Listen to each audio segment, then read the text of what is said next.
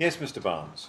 My Lord, good morning. And Good please, morning. the Court, I appear on behalf of the appellant mother in this Yes. matter, who is, of course, as the Court is likely to be aware, the respondent in the proceedings before the family court. Yes. I appear this morning with my learned friend, Miss Baker, Yes. who appeared in the court below before Mr. Justice Peel on the first appeal, and with my instructing solicitor, Miss Broadley, who, as the Court may have noted, appeared at the first instance hearing before the Recorder in the family court.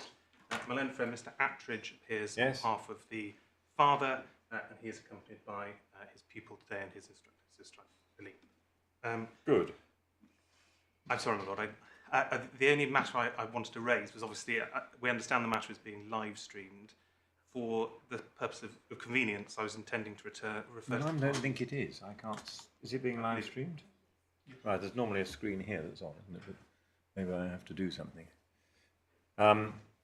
Right, well, the position is that we should all try not to mention the names of the family members involved. If we do, I think there's normally a button here that I can press, but here we are, pause. There's a pause button. I can, if I'm quick, pause it, and there's a delay, so that should resolve. But if we all try not to mention the names, then I think that should be. Thank you, my Lord. And nothing's to be published in any event of the detail of these proceedings, which in any way identifies the child or the parents as being involved in these family proceedings. Thank you, Lord. Certainly for my part, I was intending to refer to my client as either the appellant or the mother, the father or the respondent. And of course, given that the matter relates to or one aspect of the case relates to the admissibility of an additional statement. Yeah, perhaps refer to that person. I was intending Miss X or alternatively as the father's X. Well, as you wish. Yes. Thank you, my Lord. Now, before you embark, Mr.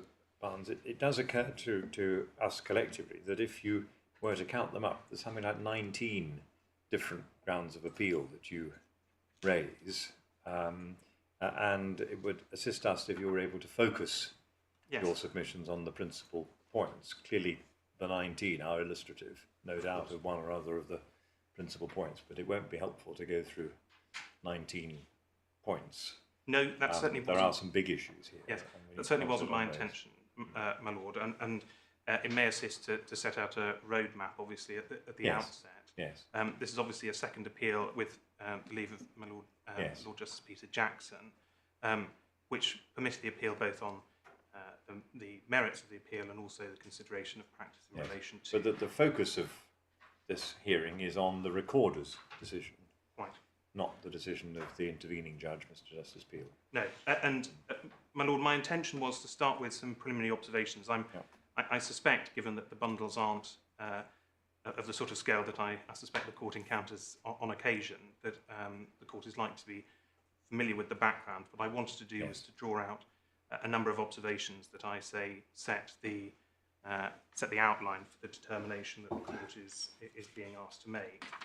I was then intending to address the appeal by looking firstly at the decisions of this Court, and of course, my Lord, the President sat in both in respect of the decision in HN and Re K. Yes. To look at the circumstance in which a fact-finding component is required, and what we say is where the harmonious approach applies from those two cases. Secondly, I was going to address following that, why we say this case is one which plainly falls in favour of there being a need for a fact-finding component. I was intending then to address the issue of overnight unsupervised contact, but albeit I suspect briefly in light of my Lord's comments, given that that principally relates to the decision of Mr. Justice Peel, and then looking at the proportionate means of discharging the Court's obligations under Practice Direction 12J, and then finally turning to the statement of Miss X. So those were the 5 key headlines that I was intending to address matters in. Certainly for my part, if there is to be a fact-finding hearing of the domestic abuse allegations, it seems to me that the statement of Miss X should come in, and then be given what weight the trial judge determines. So for my part, I don't think you should be, and I don't think you're intending to spend a deal of time on No. whether or not this exit statement goes in. My lords may take a different view. I agree. Well, my lord, I'm extremely grateful for that indication. It seemed to me, the point that was, to a degree, an adjunct. And I think, in fairness, my learned friend also raises the principal objection that if there is to be no fact-finding, then the statement falls away. And the logic of that argument... The real issue is the decision not to embark upon a fact-finding process in respect of your client's allegations. In that regard, we'll come to this, but the recorder's order is very plain that that's not going to happen. But we understand that the case is listed for 3 days in the near future. What's going to occupy the court for 3 days if there isn't a fact-finding? My lord, that is the first update to provide, which is that there was a hearing over the summer in July. The final hearing that had been listed for 3 days in November was vacated. Oh, right. There is retained a pre-trial review on the 7th of November. I see. My lords will have noted that the recorder's order also involved the transfer to a different family court, and since that point a district judge has been allocated, heard the matter in the summer, and is due to hear the matter in November. That is subject to the caveat, which I certainly isn't... clearly, if we can, it would be helpful for our judgments to be available before the 7th of November. Yes, and the district judge indicated that subject to the judgment being available on the 4th, he envisaged the pre-trial review being available, but obviously that may be a timetable that isn't... Yes, but we'll see. Obviously, we understand that, and we'll try to meet it. And so, yes, at the moment there is no final hearing listed, and plainly the district judge envisaged those determinations flowing from the decision of this court and to be considered hopefully rapidly in early November. Yes. So I hope that that's helpful. Assists. My lords, I had, as I say, assuming the court has a working knowledge of the broad chronology. We do. And of course, the matter does intersect with the period in which COVID was, of course, of relevance to some of the issues around the timescales of listing and so on. But the short initial observations that I wanted to make fall into 10 parts, which I hope to take shortly. The first relates to the father's initial application and the suggestion that that was urgent. And as my lord, the president, dealt with in Re K in part, that included an avoidance of the Miam process on the basis of urgency. And yet, if the court examines the documentation, the father signs that Miam exemption on, I think, the 4th of February. That is attested to in the C2 application, which is dated the 5th of February. Yet the C1A, setting out the father's allegations, isn't signed until some 20 days later on the 25th. And of course, it's only thereafter that it is listed. So the degree to which urgency was reasonably raised, we put in issue. That's before the father's intervening step of retaining the child after contact. But also that in seeking that urgency and exempting from the Miam process, there is an issue as to the degree to which my client, the mother, was put on notice of that application in advance of it being issued, particularly given the father's awareness of the intention that she had... It's difficult to see how these observations play into the substance of the appeal, but in this case, it may well have been that any form of mediation wasn't going to be appropriate, partly because of the domestic abuse allegations that your client wished to make, partly because, as I understand it, she, at that time, sadly, she wasn't as available to engage in mediation because of her difficulties as might be the case now, for example. Yes, I think, and obviously the court's determination was then to list in June. The central issue then in relation to urgency is that following the father's retention, we say, contrary to the position advanced on behalf of the respondent, that was unplanned, without notice to a local authority. Yeah, why are we being told about these matters? We've read about them, but I struggle to see how they're relevant. He had parental responsibility. He did. There were no orders. No, I think the relevance is in terms of the fact that having set that new status quo in a manner that we suggest respectfully is in itself But abusive. these may well be matters that will be the subject of the contested hearing that's going to take place. Well, my lord, in that case, if I proceed to looking at the application of HN and K as the central issue, obviously my lords have within the authorities bundle, and I don't know whether my lords are working on the electronic or hard copy bundles, but the authorities bundle is at 29, and the electronic reference is 31.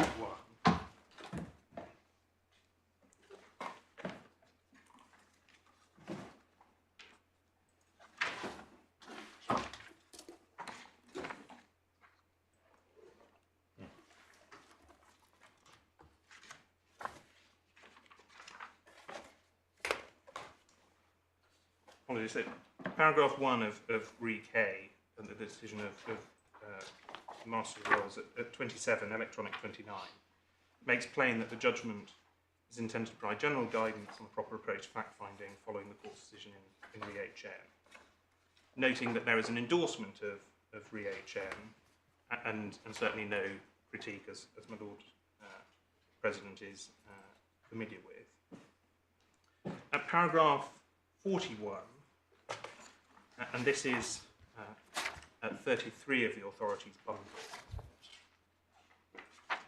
the Master of the Rolls sets out what are highlighted to be the most crucial paragraphs of Re HN, though out of order. But what we say in relation to this appeal is that, notwithstanding that those aspects are highlighted, it does nothing to detract from the other observations, albeit not necessarily highlighted by the Master of Rolls in Re K. And in particular, my lords, in Re HN, we draw the attention of this court to the significance of the observations made in Re HN, paragraphs 31 and 32. This is in the authorities bundle at 51.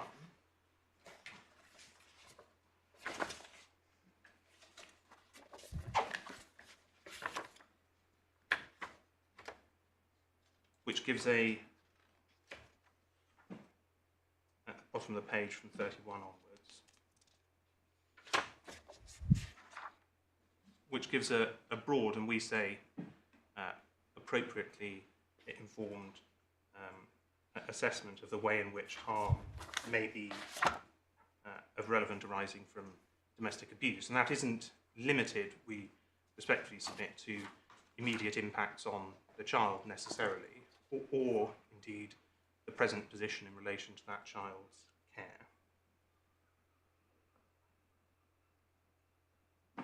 And we say the potential relevance of those factors in circumstances where both Re HN and Re K are concerned with circumstances where domestic abuse may or is of relevance to determination of child arrangements, needs the recognition of that broad focus and potential application.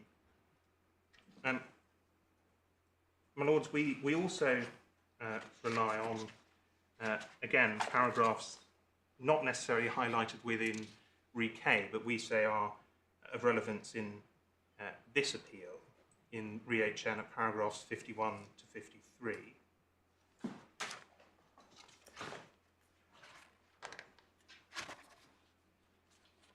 And that concerns in particular the court's endorsement of the understanding of the modern approach to domestic abuse, the understanding of the importance and impact of coercive and controlling behaviour as being the framework through which often issues of domestic abuse are of central relevance when considering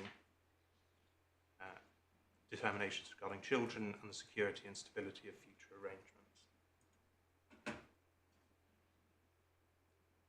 And of course, the two principal authorities that are relevant to this appeal, HN and Lord Justice Peter Jackson's decision in R&P, are to an extent harmonised through the prism of Mr Justice Hayden's decision in F&M, which certainly goes to emphasising the importance of a proper understanding of coercive and controlling behaviour as the framework in which to consider those allegations of abuse.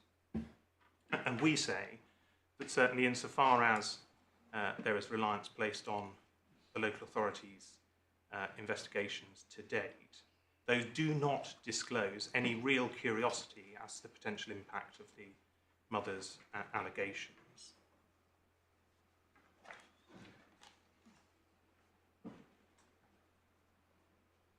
And those have at no point in that local authority's involvement formed a central focus, which seems much more to have been on the consequences of the mother's use of alcohol and the process of her recovery.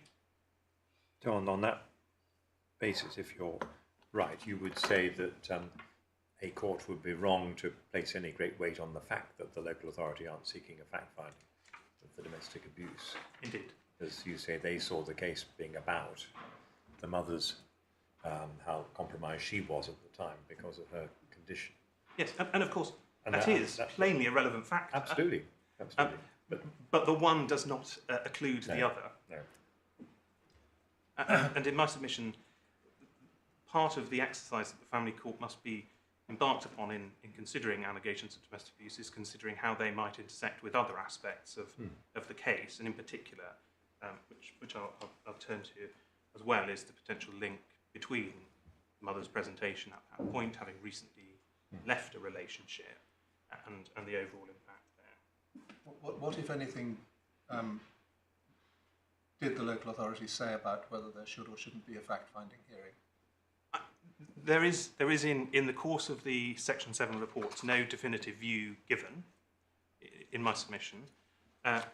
The safeguarding letter, which is obviously the opening consideration of the safeguarding issues, doesn't, in my submission, in any way analyse the question of whether a fact-finding is required.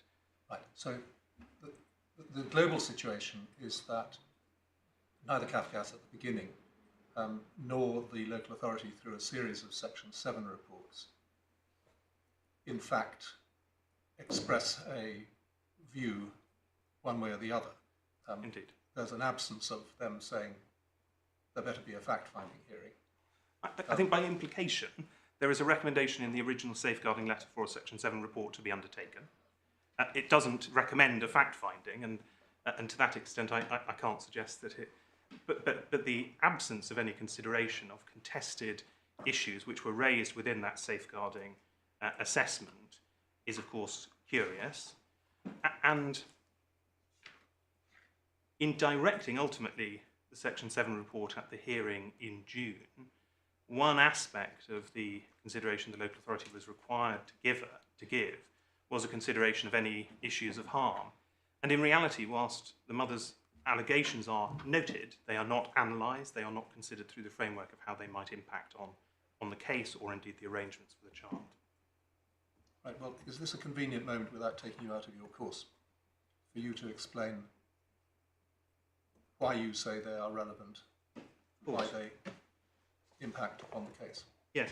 Well, my Lord, the central issue before this court has been put in a way that the suggestion is that the impact of the potential arrangements is of relatively minimal importance and impact, and certainly the way that the respondent categorises the decision in circumstances where there is presently permitted overnight unsupervised contact to the mother, and that the mother in turn considers that her present proposal would be that the father would be able to have unsupervised overnight weekend contact, is a relatively minor overall consideration. We say that plainly is to underestimate the significance of the determination that the court ultimately is going to be asked to make, which is between two stark poles of which household the child is principally going to live whilst spending time with the other. And whilst, of course, in certain cases there might be much more limited considerations as to the precise quantum of a child spending time with a parent, in this case, both parents seek, ultimately, the child arrangements order in their favour for the child to live with them. So the question is, which is the main home? What have the allegations that you seek to get findings about, what have they got to do with that question? Well, my lord, the skeleton argument that we... Well, I wonder, could you just give a plain answer rather than approaching it by the side? What is the relevance of these allegations to that question? Well, my lord, we say firstly that it goes to the risk that arises within the father's home, particularly if, as on the mother's case, there is a pattern of functioning within intimate relationships which is characterised by serious domestic abuse and coercive and controlling behaviour. That has the possibility of directly impacting on the child via exposure to those relationships. But also, of course, potentially exposing the child to similar patterns of functioning if that's a matter that ultimately becomes of greater relevance as she becomes older. There is also the issue that's critical in this case and arises from both the mother's evidence and that of Miss X as to the father's attitude towards the maternal family, their particular Irish heritage, and his ability to sustain and support that relationship outside of the proceedings, where certainly when looking at the history of how contact has progressed, each progression has been in the course of a court review and in the teeth of opposition from the father. How is his attitude towards your client's family and their Irish heritage evidence or relevant to the allegations of domestic abuse? Well, she says that part of his conduct towards her was a denigration of her background in general terms and in highly abusive terms, and that's something that Miss X also speaks to. That goes to the father's ability to support that relationship, but also to promote and sustain the child's own identity. If that's part of her case, which it is, that's not ruled out by the order of the judge. She can say he's never liked my family and he's antagonistic towards them, he denigrates them, etc. That's different from domestic abuse, isn't it? Though the degree to which those allegations can be disentangled is a Well, you're putting it as your second point for why the domestic abuse fact-finding is required, because it's relevant to which home is chosen. Yes, and the other overarching aspect in our submission is the degree to which providing that the child lives with the father permits the father to exercise and continue to exercise control through the arrangements. And for instance, in circumstances where there has been court-ordered contact, he has at times unilaterally sought to make determinations as to timings on which the child will return to his care, contrary on occasion to the order. And that overall, the risk of providing the father and empowering him with that responsibility is to allow him a vector of further control in the manner that he exhibited in, we say, both of the relationships that are evidenced before the court. And that in those circumstances, the issue of which home becomes highly relevant, and the allegations of abuse are central to determining which of those homes is safer, which of those homes is better able to provide stability in the long term, but also promotion of the child's global interests in a relationship with both parents. Thank you. My Lord, also of potential relevance is a point raised by Mr. Justice Peel in the course of the appeal, and that is his view that a possible route through would be for a shared care arrangement.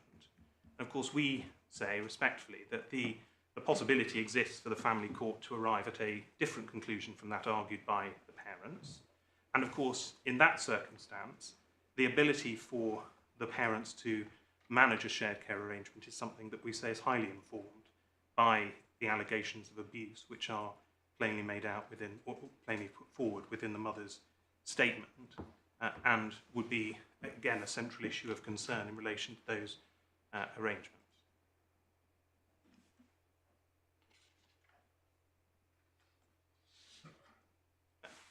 And my Lord, we respectfully say that the decision about where a child should live is not a minimal one, and that the mother's position in relation to her consideration of contact is not one that negates the impact of domestic abuse. And my Lord, if I might consider the evolution of the mother's position, the court will have seen that in her first application she raised concerns about the father's abusive conduct, suggesting that contact should be heavily constrained and restricted. She has, in the course of the proceedings, responded, in my submission, appropriately to the developing situation in terms of how she says the abuse allegations intersect with the reality for the child on the ground. That leads to her position, which is not one that says that abuse is irrelevant, not one that says that those issues are not ones to be tried, but in the same way that the court approaches matters, is looking to balance the overall interests and welfare interests of the child in a holistic manner. And, my Lord, the approach of suggesting that once a concession is made, or the proposal is made, that overnight unsupervised contact is appropriate, and in that particular child's interest, that should negate investigation of allegations of abuse, we respectfully submit has two consequences. One is potentially to lead parties to artificially polarised positions, which don't necessarily reflect the interests of the particular child that the court is concerned with, but also that to import that consideration is to import a gloss to Practice Direction 12J, which simply doesn't exist within the structure of the practice direction. There is no artificial point at which domestic abuse becomes irrelevant because of the arrangements. There needs to be a particular focus on the circumstances of the case. Well, the relevance is a factor in 12J. Of course. And so the court has to look at what the proposed arrangements are. Yes. And to that extent, a narrower issue between the quantum of overnight contact in the context of a spends time with order might be one in which the court is less amenable to the suggestion that abuse allegations are of relevance, or that position is tipped over. I'm just looking at the recorder's order, which is at page 144. Yes. I think. Yeah. Well, the bit I'm looking at is 144 in the recitals. And there's a long recital, I'm not going to read it all out, about the application that the mother was making before the court, and 12J and HN. And it says the court determining the fact findings are not required on the allegations of domestic abuse, then this. This was on the grounds it was not necessary in light of other evidence available to the court, and would in any event be disproportionate having regard to the parties' respective positions as to child arrangements, and that matters regarding how the final hearing should be conducted should be considered by the judge of the PTR. So what do you say the reference to "in the light of other evidence available" is referring to? Well, there's a curious hybridation. Practice Direction 12J makes clear that the other evidence there is in the context of, for example, other relevant convictions or other matters which might stand in the place of requiring a fact-finding hearing. In this, it appears that the evidence, I suspect, may examine the mother's use of alcohol, or indeed the father having had the care of the child. But respectfully, those aren't evidence that meets the issue of whether there has been abusive conduct and whether that conduct is... No, but in terms of... we're trying to divine what the recorder was saying in the order. If the recorder's view was that what's said about domestic abuse in the past is not relevant because life has moved on and the issues now have to be determined on the basis that the child has been living with the father for a significant period of time, doing well at school, moving well between the two households. The mother had difficulties. Fortunately, now she's in remission and she's available. So that's the domestic abuse, he is seemingly saying, is no longer relevant to the determination that the court has to make now. Yeah. There are two issues. We say that firstly that is an incorrect analysis for the reasons that I've discussed, but also turning to the recorder's reasoning, and if the court has the core bundle at page 140.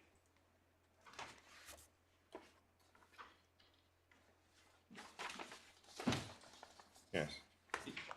My lords will see that the bulk of the recorder's consideration fell on the question of the admissibility or otherwise of the statement of Miss X. But that's because that was the application that was made. There were two applications for The application that was made, which we have at page 192, is to review the case management directions in the light of the statement of Miss X. Well, because there had already been an order, hadn't there, saying no to the fact-finding hearing. That was Deputy District Judge Pathak. Yes. And there's no appeal against that order.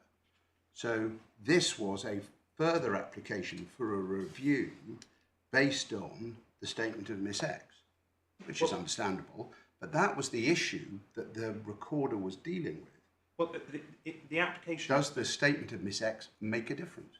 Well, the application at 192 does consider and put in terms the question of a combined fact-finding and welfare hearing. Of course, but it goes on to explain why. And it says, solicitors for the mother have been contacted by a third party, da-da-da-da. And so it says that's why the case management directions should be reviewed. Yes. It's imperative the case management directions are reviewed by the court in the light of this information. Yes, So I don't think it's a fair criticism. There may be other criticisms you make, but I don't think it's a fair criticism of the recorder to say he spent most of the time dealing with the statement of Miss X. Apologies, that wasn't a criticism advance. The analysis that I was wanting to draw out was that the recorder paints a contrast in looking at in paragraphs 21, 22, 23. What the recorder says is that the focus is not the quality of the relationship between the parties. So the recorder says, and then says the mother has made allegations of domestic abuse against the father, and they will no doubt need to be taken into account by the court as part of its final assessment. And towards the bottom, at 28, the recorder is talking about the admission of an additional piece of evidence, and that's the statement of Miss X, and says that is in contrast to the position where the mother has clearly set out her position in relation to the allegations of abuse she suffered, and they would be far more directly relevant to the welfare interests of the child, because her allegations span the period of both before the child was born and afterwards. And this is the critical thing at page 141. The recorder says, and those would be the relevant issues that the court would look at in the final hearing. The difficulty being that the effect of the recorder's order is to exclude a fact-finding component of that final welfare hearing. No, that was the effect of DDJ Pathak's order. Well, the recorder has confirmed it in his order, and in fact the language is very similar.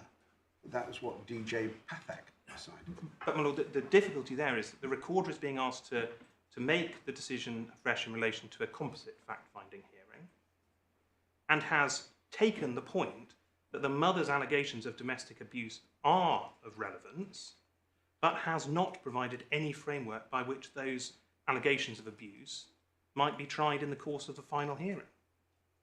Your point, whether we accept it or not, is that the recorder's reasoning is simply inconsistent with his order. Yes. Yeah. Because, I mean, we can look at the order again if you'd be so kind.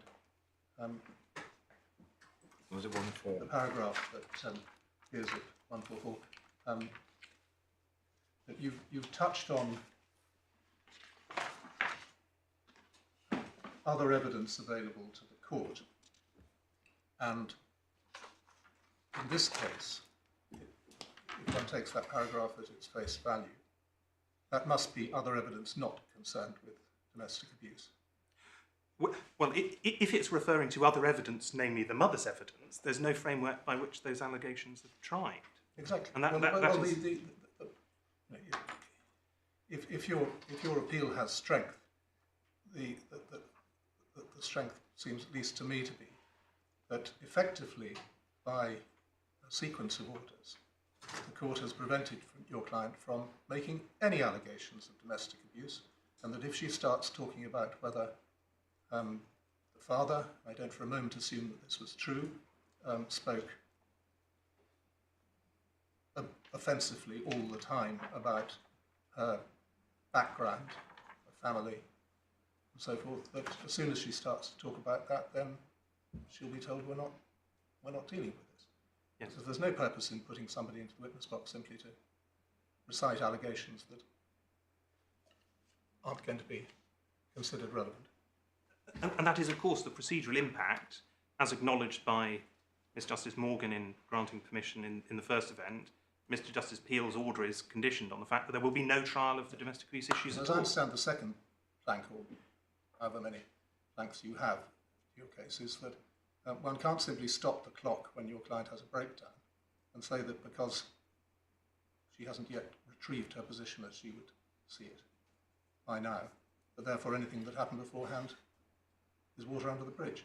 Yes, the family court needs to be capable of assessing two different aspects of harm. And of course, if one stripped away the mother's difficulties with alcohol, one might see much more clearly that the abuse allegations are plainly of potential relevance to the outcome of that hearing, and that is the basis on which, through HN and RK, one is directed towards requiring the determination of those issues. Can I ask you some practical matters, just so we can understand what the likelihoods might be on case management?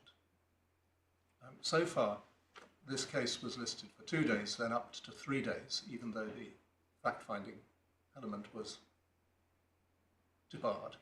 Yes. It clearly isn't a 3-day case if there's to be no talk of domestic abuse.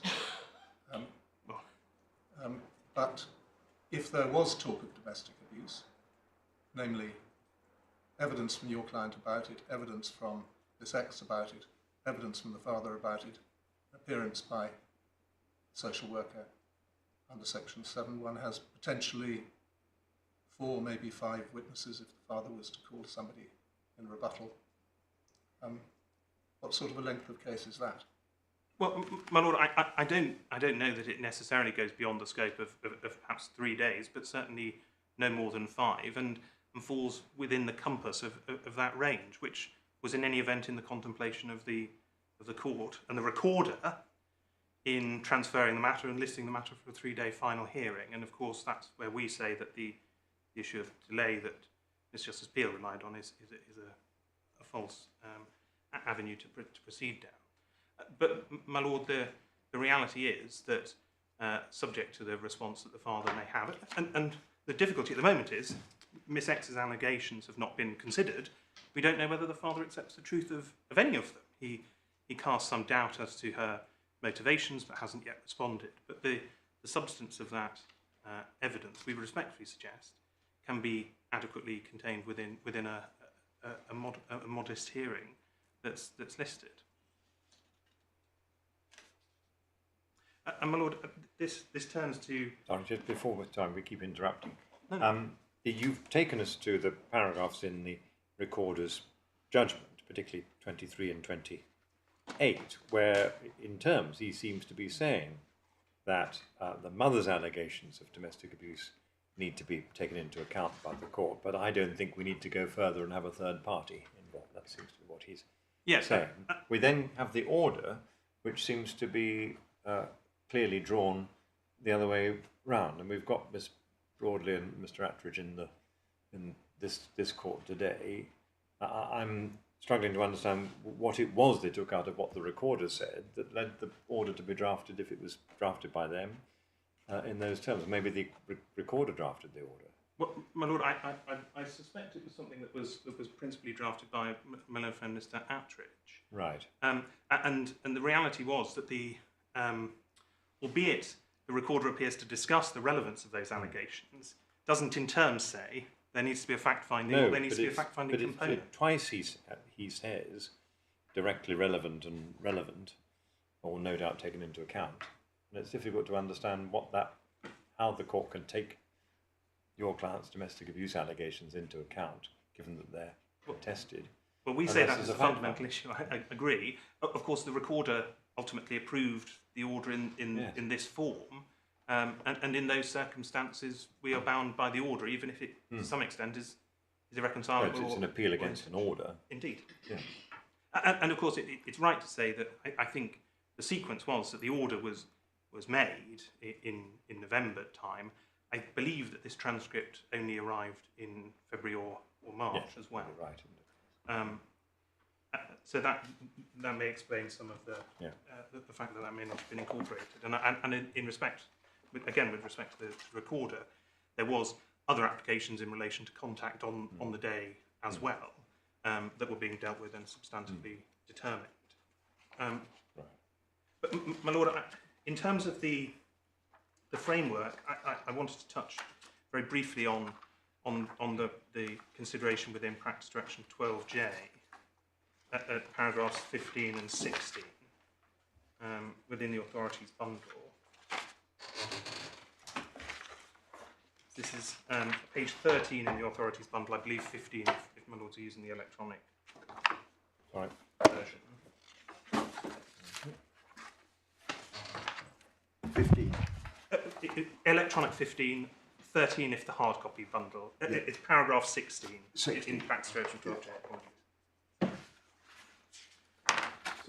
One day they'll invent a world where the electronic page numbering is the same as the real page number. Well, in 2/3 of the bundles in this case, that is the case. I apologise that the authority. No, that's fine. But it won't be as much fun. Of course.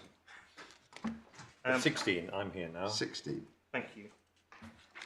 So the determination as soon as possible, and my lords will have seen the reference in the recorder's judgment to that this is something that should have been grasped earlier. But of course, that doesn't change the need to consider and a continuing duty to consider.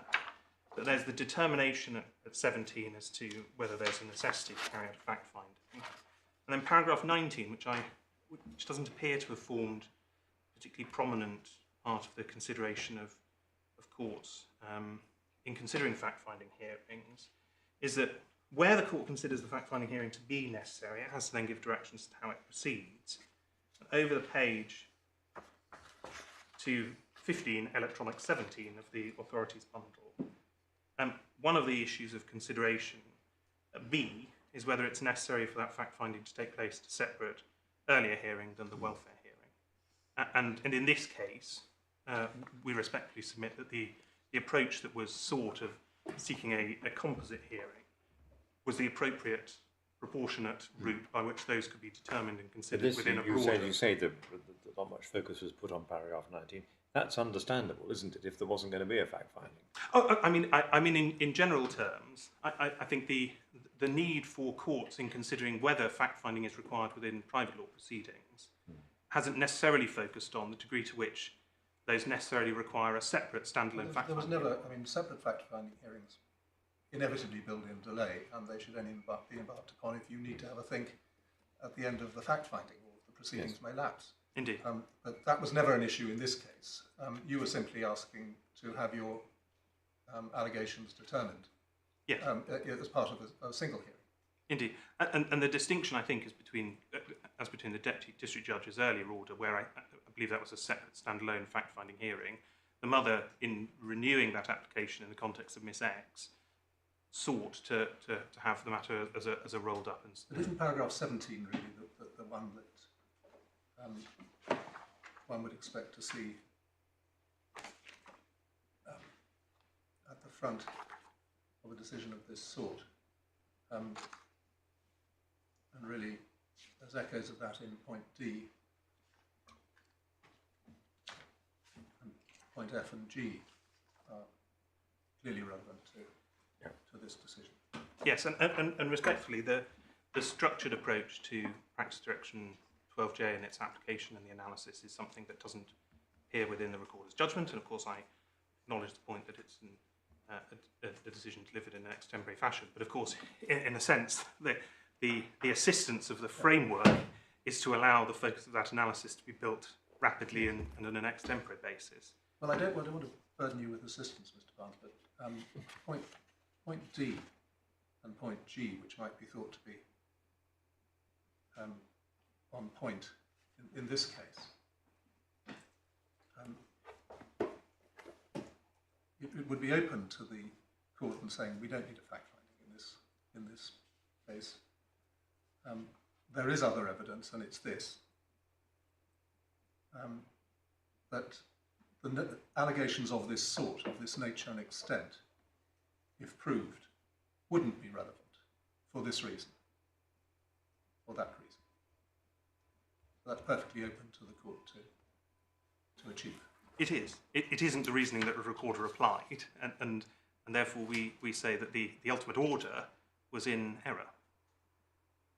And of course, what flows from that is that a proper analysis of the relevance of those allegations of abuse and coercive controlling behaviour brings in, as I think the court has recognised, the plain relevance of the evidence of Miss X, which both serves to corroborate and goes to the propensity issue, as my Lord Justice Peter Jackson considered in R&P, but also gives direct evidence as to some of the father's conduct and planning in the context of his decision to retain the child after contact as well.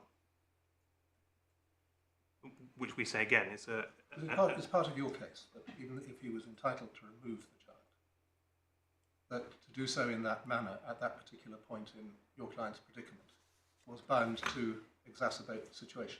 Squarely, yes, and was an action that was plainly not in the child's interests, and in the circumstances where we present the analysis through the framework of that abusive and coercive and controlling conduct, a deliberate decision on the last contact before the mother is discharged to retain is a matter that we say is highly relevant to that overall consideration.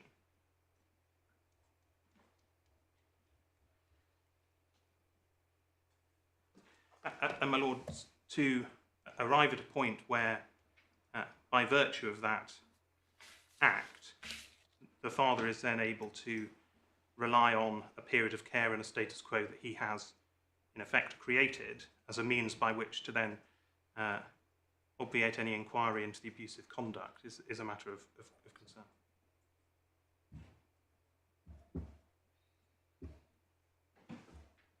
My Lord, it's a curiosity that with the recorder having identified, we say, the relevance of the allegations, and of course we would respectfully endorse the position as described by Mrs. Justice Morgan in the commission decision in terms of the consideration of relevance as applying the right principles. It's also a curiosity that the magistrates in March 2021, in adjourning out the final hearing, it may be helpful to take the court to that briefly. This is the supplemental bundle at page, the order starts at page 12, carries on to 13.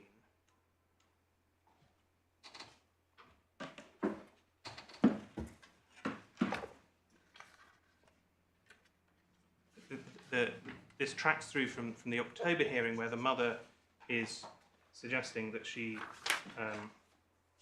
is requesting a fact-finding hearing, but the magistrates there, and this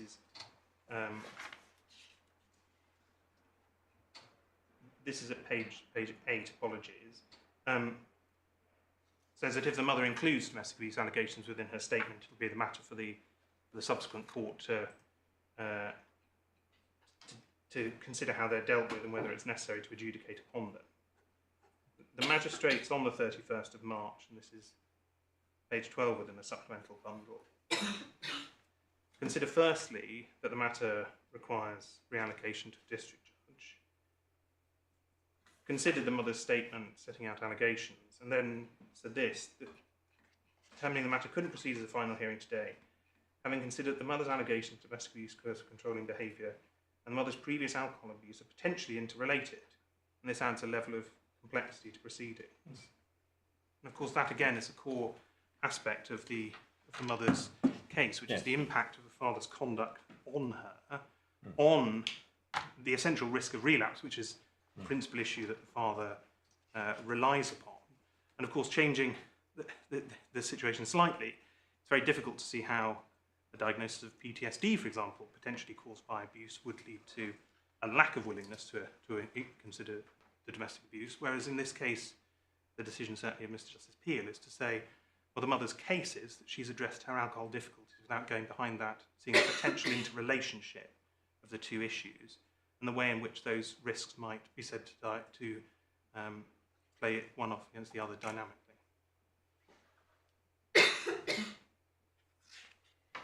So, my lords, And presumably that was then raised in the hearing in May yes, in front of the DDJ. yes, And his order's at 19 to 20. yes, And the order is the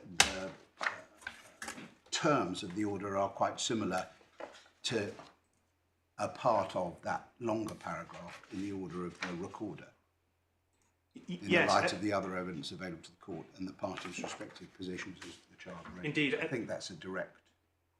I think the recorder's order is exactly the same in terms of the words. It's certainly in extremely similar terms, and we would respectfully suggest that if the analysis of the court is, as the recorders appear to be, that there is relevance in these allegations of abuse, that the other evidence doesn't diminish or negate the potential need to resolve those issues, and that the position on child arrangements is not one that negates the need for a fact-finding, then it's obviously difficult to place substantial weight on a decision we say lapsed into similar error. But there was no appeal from this order. There wasn't an appeal of that order, as I understand it, no. But the matter So it stands. subject, of course, to the recorder having the potential to review that in the application. In the light of Miss X's evidence. Yes, and of course, a consideration of the issues as they stood. Yes, but there was no change in the evidence, the mother's evidence, between the hearing in front of the Deputy District Judge and the hearing in front of the recorder. The only thing that was new was Miss X.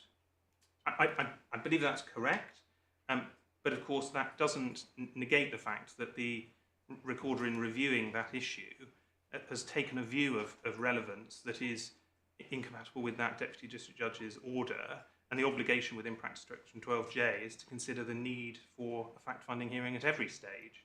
That isn't excluded by the fact there is a previous consideration, and one that we say doesn't stand up to scrutiny. Well, we haven't got a transcript of the hearing before the recorder, have we? I'm afraid I don't believe so. I thought I'd seen reference to one, but it may be in another case that I've seen reference to one. There is a note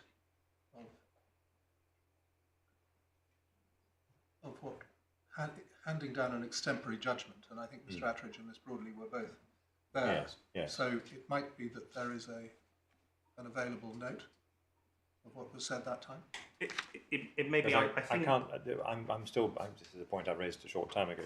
That if the lawyers had for each side had sat in the room and heard the recorder say what he clearly said, as is on the transcript in the judgment, something else must have been said that led them both to take the view that, despite what he says in the judgment, he was ruling out a fact find, because that's what they both agree should be in the order. That's what the judge that's agreed. what the recorder put in the order or endorsed in the order. I don't believe that there's an extra part of the recorder's decision as such. It may be that there wasn't in terms an approval of composite fact finding that meant it was absent. Not wishing to put Miss Broadley on the spot, but if she, acting with the mother, had sat in a room and the recorder had said in terms of what's said in paragraph 23 and 28, then she would be entitled to be confused as to whether the recorder was contemplating there would be a fact-finding or not. And if that's the case, unless something else happened to clarify it, it's hard to understand what the order, how the order came to be drawn. Yes, though of course the sequence is that there is an order, there is then the appeal that is lodged and ultimately proceeds, and of course comes before Mr. Justice Peel and is dismissed.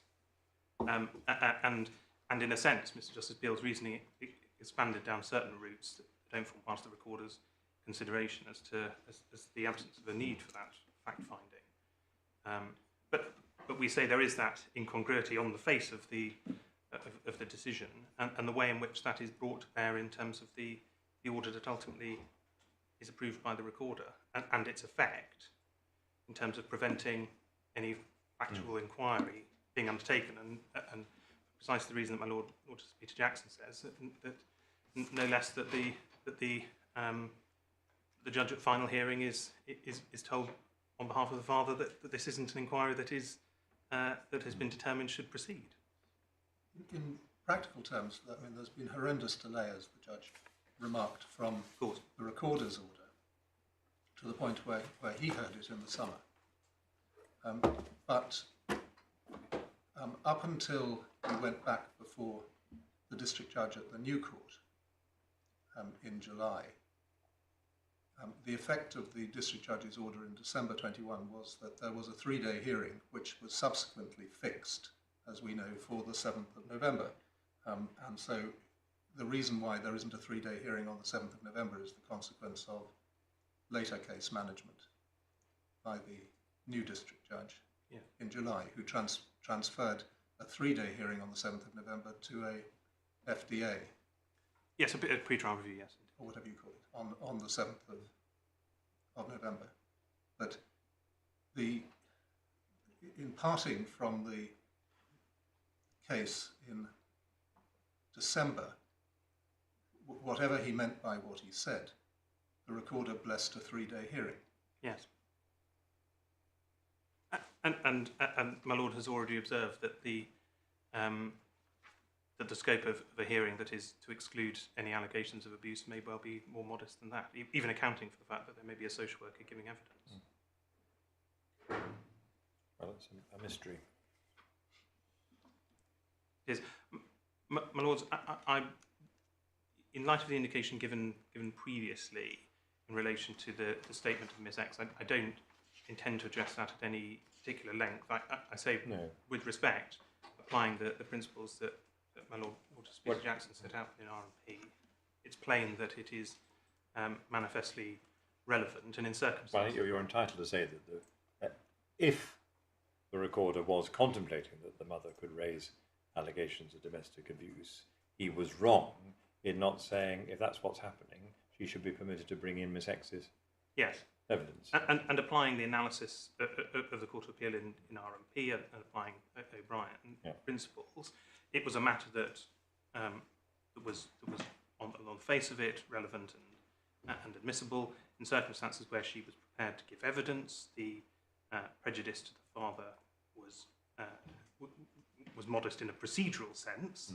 and in circumstances where the father would have the opportunity to respond, if appropriate, with evidence as has already been highlighted as a possibility. And as this is going on, rather than us looking at the big point, should there have been a fact-finding hearing directive or not, I'm more concerned, as I think it through, as to whether the recorder grasped the right issue, because of these rather confusing statements that he's made, and he focused on simply whether Miss X's statement should come in or not. Yes, and of course, I accept that is part of the a central part of the application that is before him. But ultimately, the irreconcilability of the conclusion of the potential relevance of the mother's allegations and the absence of any framework, which must be conducted through the Practice Direction 12J analysis if it's to be able to take place, is an incongruity that I respectfully suggest means that the order made precluding a composite fact-finding one that cannot stand, and it flows from that the admission of Miss X's statement is something that should follow in order to allow that properly to be considered by the court. Unless there's any other matters.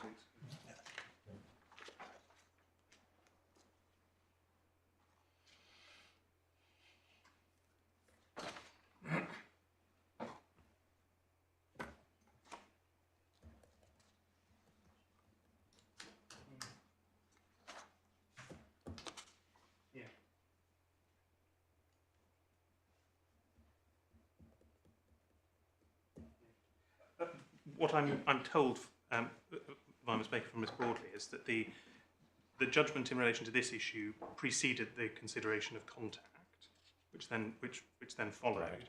but that it was made clear in terms that the recorder had dismissed both applications, and that's the basis on which So it was then it came it was into the subsequently order. clarified. Well, certainly that appears Yes, to so be that Ms. would Broadley's. make sense of what happened. Yes. Indeed. Good. Thank you. Thank you. Thank you, Mr. Barnes. Yes, Mr. Attridge. My lords, thank you. Just dealing with that last point about the apparent discrepancy between the order of Recorder Beck and the transcript of the judgment that's before your lordships. One might be forgiven from a reading of the judgment for believing that the hearing before Recorder Beck was a short one. My recollection, it wasn't. I've recalled the parties. I don't wish to give evidence, but It sometimes tells us in the order, doesn't it, how long you were all there? I don't believe it is. No, it doesn't. My recollection is that the parties first went before Recorder Beck shortly after 10. I don't think we left court until much before 5 o'clock, and there was lots of movement in and out of court discussing a number of issues. Yes. And it's certainly my recollection reflected in the agreed and approved order that Recorder Beck did refuse a fact-finding hearing and then went on to refuse the admission of Miss X's witness statement. Right. Well, there is an order which dismisses the application for a composite fact-finding hearing in terms, paragraph 4. Indeed, there is, my lord.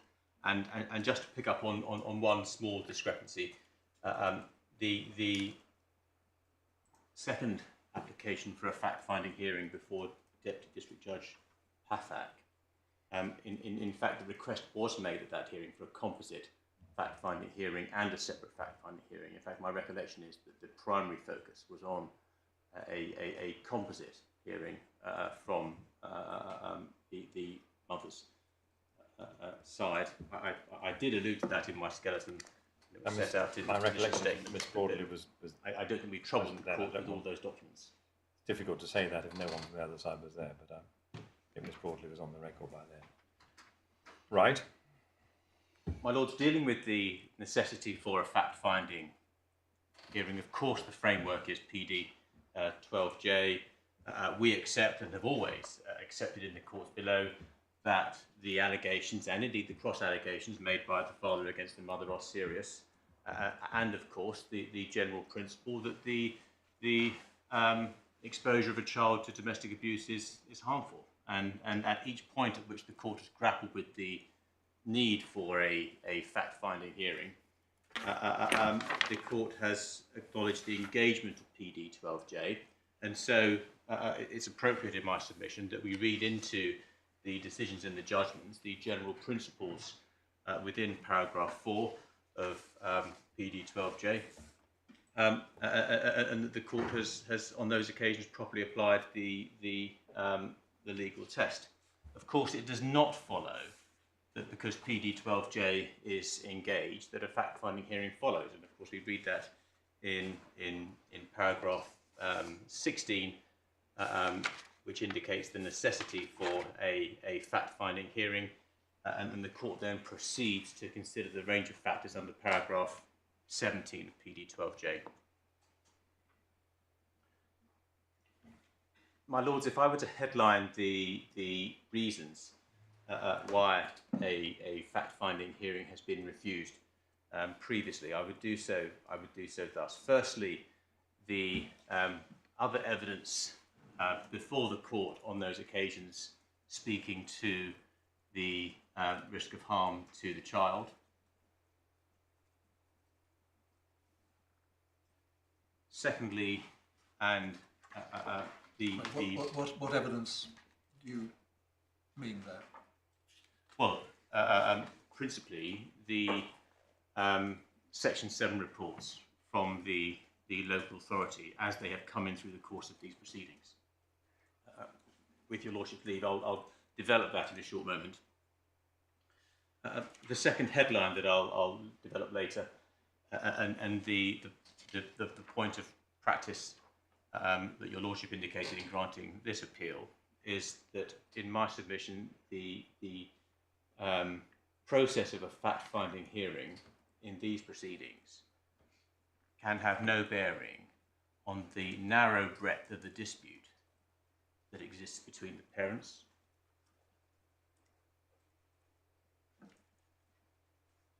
The third issue that has been before the courts when considering whether to direct a fact-finding hearing is being the established and competing risk of harm, namely the child's exposure to a risk of significant harm in the mother's care resulting in statutory intervention from social services. Sorry, so you mean the mother's alcoholism is Yes. the third? Yes. And the relevance of that as a reason for refusal? Because the court has to consider relevance and proportionality, and in my submission in doing so must consider all the circumstances under PD 12J 17H, and all the circumstances include the other risks that might be that the child might be exposed to. And so when considering whether to have a fact-finding hearing on allegations of domestic abuse, and this is the point I make in my skeleton, what may be relevant in one case may not be relevant in another, where there are other competing risks that are pressing, and in this case pressing to the extent that they've resulted in the statutory intervention of social services forming the view that the child is exposed to a significant risk of harm. Well, in this case, not in any sense endorsing this point, but the mother's case, as I understand it, is that her breakdown was in large measure the consequence of her partner's behaviour towards her. Is that a relevant feature when one is piling up the risks? That's how it's put. I understand. Yes, I understand it's An allegation. Yes, it's an allegation. I'm not sure where that takes matters if the risk is nevertheless still a risk. It's an explanation for a state of affairs. But doesn't that cause past harm to a child if there was any truth in it, and carry in it the seeds of future harm? Well, my lords, I don't say that should be discounted, but it's a global consideration that I say the court is entitled to consider when deciding whether or not to direct a discrete or indeed a composite fact-finding hearing, the effect of which is to significantly delay the proceedings and to result in the further animosity and the human misery that comes with. What's the further delay? The delay will be in conducting a fact-finding process as distinct from a final hearing that focuses on welfare. I think these are headlines that you're going to They are headlines. develop, but in saying, as I think your submission is, that what this case is about is the child's exposure to the risk of harm in the mother's care, and you determine the domestic abuse, the relevance of the allegations by looking at that balance of importance. Of course, it might be in another family the case that both parents had alcohol problems. The fact that one's got them or had them first doesn't mean, or had them second, doesn't mean you ignore cases are complicated. Why does the fact that the mother has alcohol difficulties in her past, and no doubt it's a continuing matter that needs to be reviewed, mean, as night follows day, that the domestic abuse allegations are not going to be relevant to the future welfare? My Lord, perhaps I can address the matter this way. When the question for a fact-finding hearing was first considered by the magistrates at the dispute resolution appointment in October of 2020, at that stage, sadly, the mother had very recently relapsed, and we see that from it's within the supplemental bundle, I believe, the letter from her hepatologist, and it was a significant relapse. So as at October of 2020, the magistrates would have been asking themselves whether the listing of a fact-finding hearing on allegations of domestic abuse was going to have a bearing on the outcome. I can understand that. In the context of a mother who, at that point in time, clearly and sadly, was not in a position to provide care for her child. By the time the case comes before Recorder Beck, a year and a bit later, matters have changed. I accept that. I accept that. That's certainly how the case was presented to Recorder Beck on that occasion. But the point I make in principle is that when the court is considering whether to direct a fact-finding hearing, if there are competing risks, and if one of the competing risks is so great that it overshadows the other risk, then the court is justified in applying 17H of PD12J in saying that in all the circumstances, a fact-finding hearing on these allegations is not going to be necessary because of the other issues within these proceedings. Right, well, I understand the point. I'll let you get on if these are just the headlines. No. We're diving in too soon. And then the fourth, of course, is the delay, the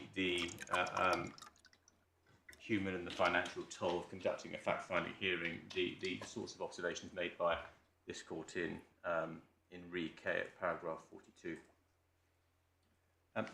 My lords, if I go on to develop the first of those headlines, the other evidence that speaks to risk,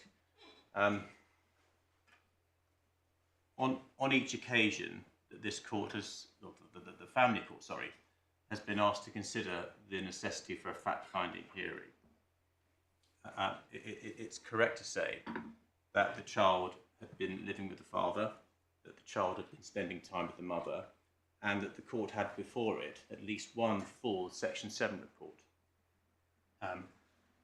A Section 7 report undertaken by social services with, in the usual way, input from other agencies, the police, the child's school, and indeed from the child themselves.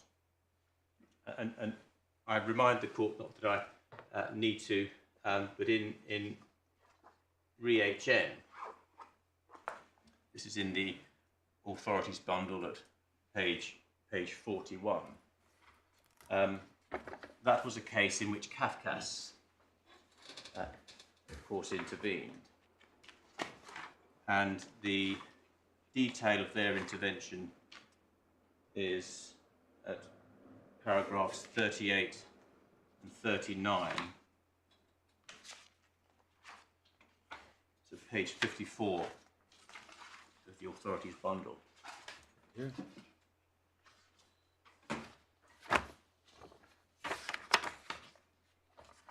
Yes. And what we see from paragraphs 38 and 39 is the view from Kafkas that the usual procedure of providing a safeguarding letter to the court at the FEDRA hearing is suboptimal.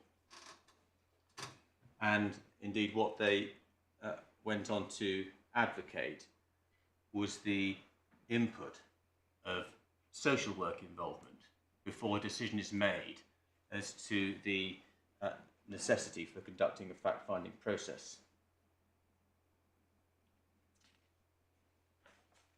and it concludes at paragraph 39 that in certain cases where there is social work involvement at an early stage, before a decision is made on whether to conduct a fact-finding, would not be suboptimal. There may be a decision made on a more informed and child-centred basis. And that's in a nutshell certainly part of the Pathfinder models which are being trialled in North Wales and in Dorset. CAFCAS do far more As I early on. understand. So that the first time the judge sees the parents and the child if necessary, the court knows far more about the subtleties of the case than is the position now. My lord, I didn't know that, but I can understand why that might be tested. My lords, the submission that I make is that by dint of the court at each stage having before it a full Section 7 report when considering whether to conduct a fact-finding hearing, the process is not suboptimal, and the process has been more informed and child-centred by virtue of the magistrates, by virtue of DDJ Pathak, and by virtue of the recorder having before them one or more Section 7 reports from social workers who have been involved with the child and reporting to the court as to the child's welfare. What do you say to Mr. Barnes's submission, which is yes, that's right, as a matter of the numbers and the physical presence of the reports, but the reports are written with a focus on the mother and whether she's a risk to the child, and they don't engage, or whatever, Mr. Barnes had a better word, but they didn't have any real curiosity about the mother's allegations against the father.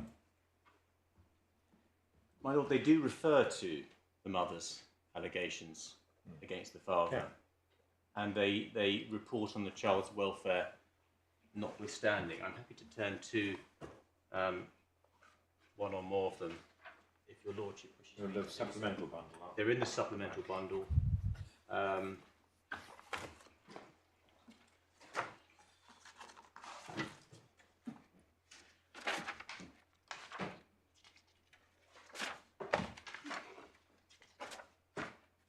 Havering report.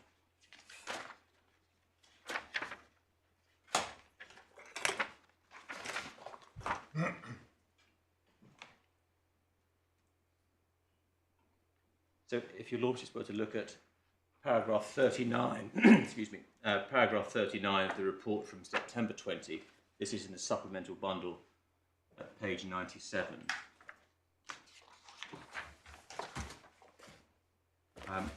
Sorry, what page? Sorry, you didn't Page say. 97 of the supplemental bundle, paragraph 39. Yeah. What is of concern is that despite the contact with the maternal family being facilitated by Mr. Raj, his relationship with Miss Barrett seems to be getting more acrimonious. But then further down that paragraph, the social worker, this is the fifth line up from the bottom of that paragraph, Miss Barrett, I'm so sorry, I've named one of the parties. There we are. The mother's disclosure of historical abuse in her relationship with the father, whilst indicative of the child's lived experiences before the parental separation in August 2019, the child appears to be showing no signs of negative impact. However, continued exposure to conflict heightens the risk of emotional harm. So the social worker, in completing the Section 7 report,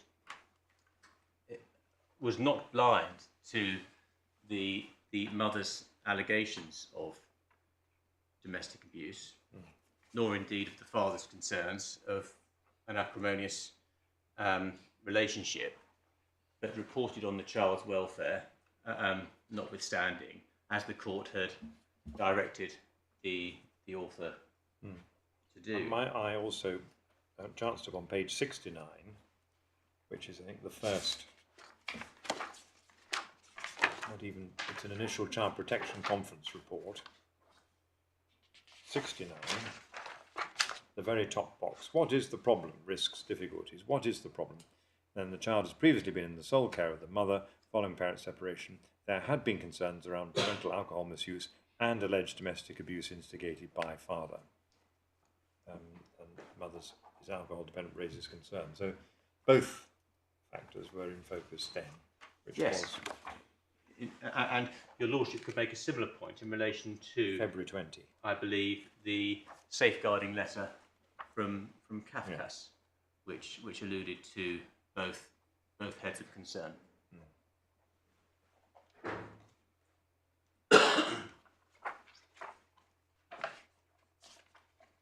I believe the safeguarding letter is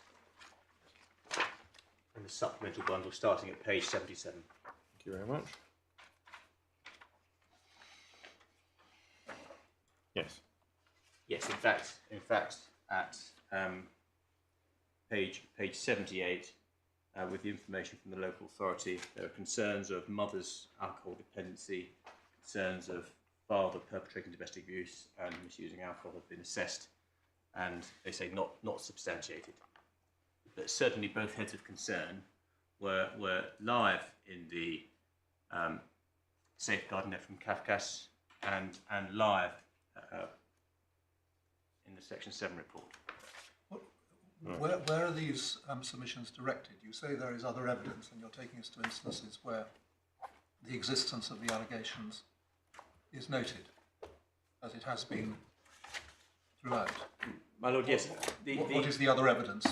The other evidence that I'm referring to is the evidence before the court as to the child's welfare, notwithstanding the allegations of domestic abuse. So when Kafkas intervened in ReHN and foresaw that early intervention of social work might be informative in deciding whether to conduct a fact-finding hearing, I didn't read that paragraph of ReHN to mean that the social worker was going to divine whether or not the allegations were true or not, No. but instead to provide the court evidence as to the child's welfare, which is properly within the remit of a social worker's expertise, so that the court can then decide whether or not a fact-finding process is going to be necessary and proportionate in light of the child's welfare. And so when I make a submission that the courts at each stage have had before them other evidence, and of course we've seen already from the order of DDJ Pathat and from the order of Recorder Beck reference to other evidence. In my submission, the other evidence against which the need for a fact-finding hearing is measured includes the professional evidence as to the child's welfare. And so I say that... But it's really the sentence you took us to, is one example of it, certainly, that yes, these domestic abuse allegations have been raised, but we see no sign when we meet the child now of there being any cause for concern about that. My lord, indeed. Whatever the phrase would be. Yeah. Indeed. And so I say that the process is not suboptimal, it's been informed, it's been child-centred. And I go one step further than that and submit that at each stage at which this question has been asked at the court, because it has been asked on a number of occasions, the process has been better informed. Better informed because there's been more social services involvement with the child. Better informed because the child's been living with the father for a longer period of time, now some 2.5 years. And so when one reads, I don't propose to take your lordships to the most recent Section 7 report from March 2022. I'm very, very happy to. But when one reads the judgment of Mr. Justice Peel refusing the first appeal, his judgment is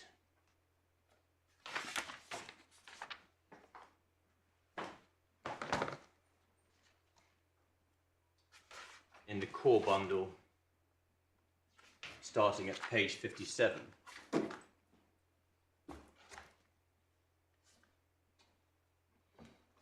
At paragraph 25A, page 60, Mr. Justice Peel,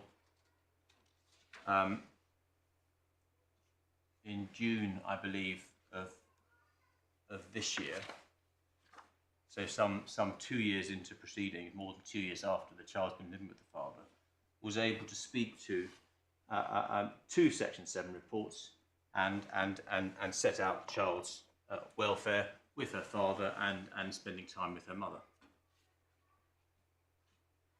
And I accept, of course, the point your lordship's made, that is an appeal hearing, but of course the lives of families don't stand still, and at that point, the issue being reconsidered, the court had, in my submission, further and better information as to the child's welfare and as to the likely outcome of these proceedings, the allegations and cross-allegations notwithstanding.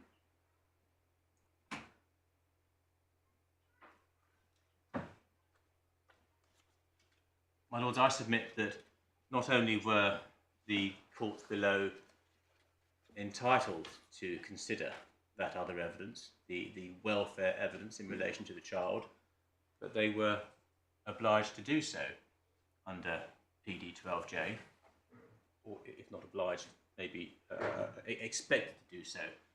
I think the wording is that they should consider those matters.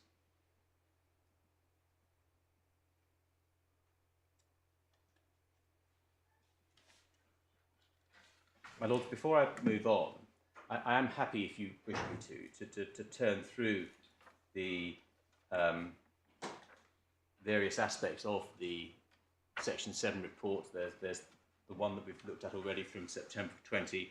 There's an addendum report from October 21. Now, just what I've been doing is that it's putting the dates together. The mother's, and I stand to be corrected, the mother's statement in which she sets out her allegations of domestic abuse is the 23rd of March 2021.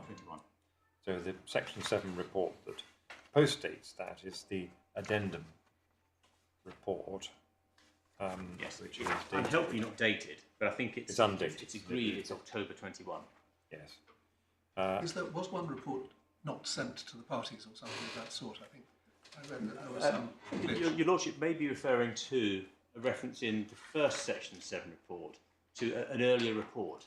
I see. Okay. That's irrelevant. I believe that's erroneous. Yes. I haven't seen a Section 7 report predating September of 20. The addendum report, which you're right, indicates that it records phone conversations with both parents in September, October 2021. So it postdates the mother's statement. The author of the report doesn't say one way or the other whether they've read the statements. No. And I think And it's I think it's there's a no, fair- on a quick read again, no discussion in that document of domestic abuse, I don't think. I may be wrong. The views of the parents.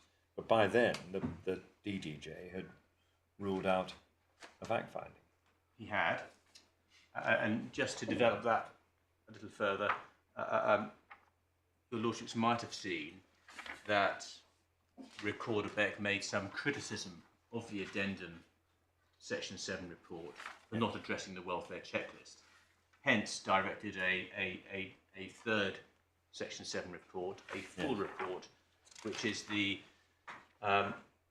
report that we see within a supplemental bundle, this time at 113. 112.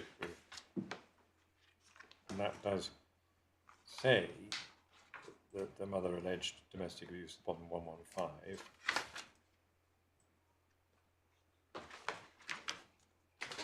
But it's not otherwise picked up.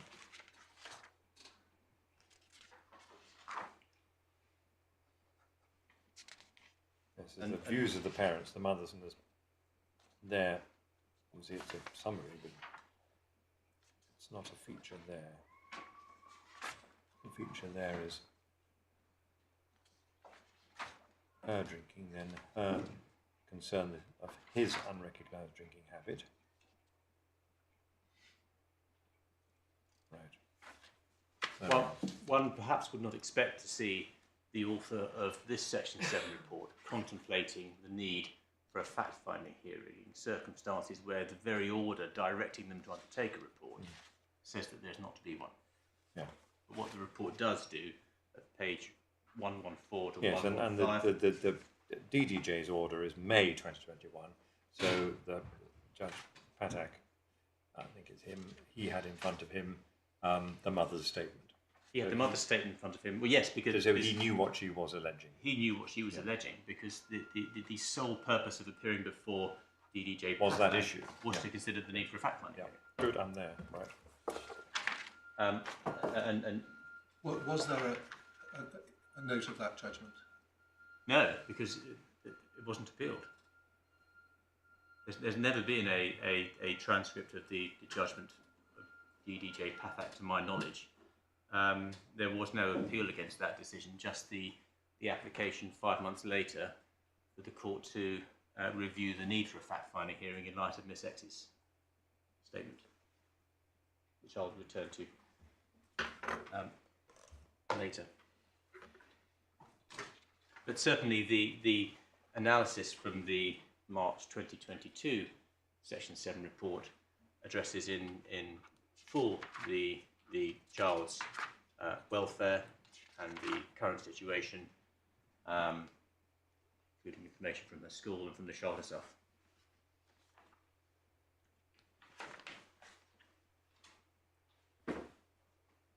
My lords, if I turn then to the second headline reason why I say the courts have refused a fact-finding hearing, it's the extent to which the allegations of domestic abuse are relevant to the issue before the court. And the procedural framework for this is PD 12J 17G. It's in the authorities bundle at page 14.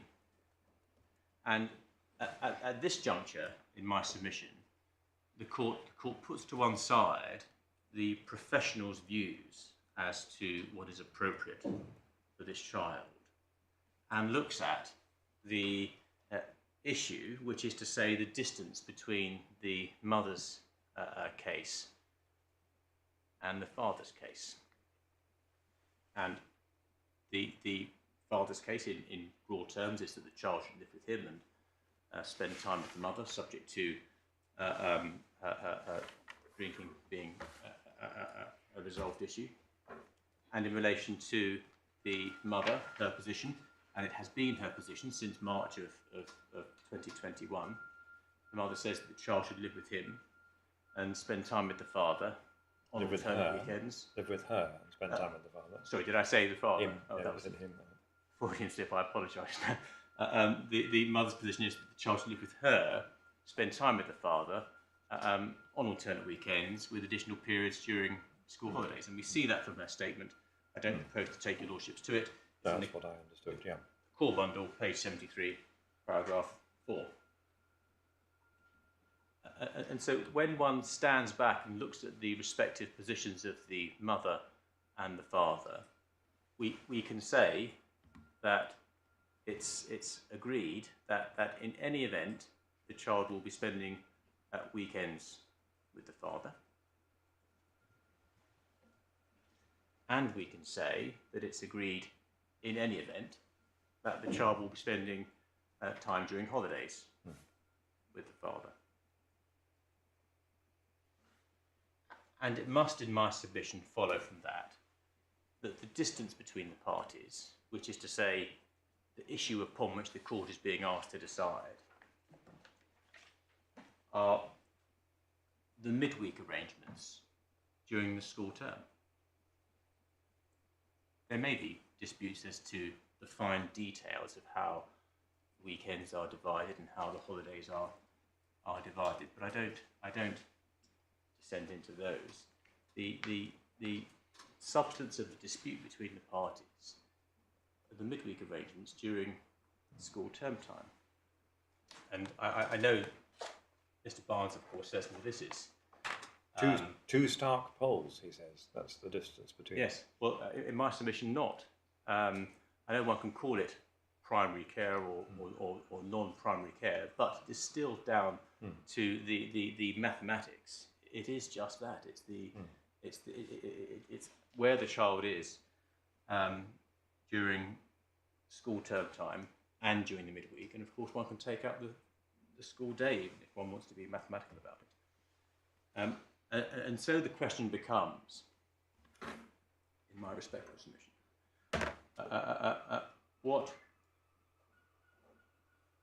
how does a fact-finding hearing on allegations and cross-allegations of domestic abuse assist the court in resolving that issue? I know. Mr. Barnes was pressed on this during his address to the court, and spoke of risk to the child with the father during holidays and other times. In my submission, it's an artificial distinction to say that there can be, presumably, no risk with the child spending alternate weekends with the father, no risk with the child spending holidays with the father, but there is a risk to this child of spending time with her father midweek during the school term. I say that's an artificial way to dissect risk. Well, just looking at Mr. Barnes' submissions on this point, he submits that query, if the father has been engaged in a coercive and controlling relationship with the mother, there is a risk of him being permitted to control her through dictating the way the arrangements are carried out under a court order. And secondly, part of the overall choice between which of the two homes should be the primary home, is which home should be safer and more stable for the child. And the submission, as I understand it, is that if the father is an individual whose part of his makeup is to be coercive and controlling, then it is, query, less safe and stable for a young person to be growing up in such a household. But it does play into the choice of houses. That's primary homes. If it plays into the choice of houses, it plays into the choice of houses for a very narrow window of time in the child's life. His wider conclusion was which parent is better able to promote the child's global interests. Yeah. And obviously there is significance in being the, as it were, home to school parent, as opposed to being parent at weekends and holidays. That's his case. Yes, well, I'm possibly stepping back to my first headline, and of course we don't. I'm not sure we can separate them out definitively. But in this case, of course, the court would already know that the father's been fulfilling that role for 2.5 years without any complaint from the school or the professionals involved with the child. So if the mother's case is, well, we need to have a fact-finding hearing to establish whether or not the mother is going to be better placed than the father to perform that primary care function, if I may give it that term. But of course, in this case, the necessity is undermined by the fact that the father has for the past 2.5 years performed that role in any event without criticism. So it still, in my submission, fails, and it's still a very narrow issue upon which to conduct a fact-finding hearing.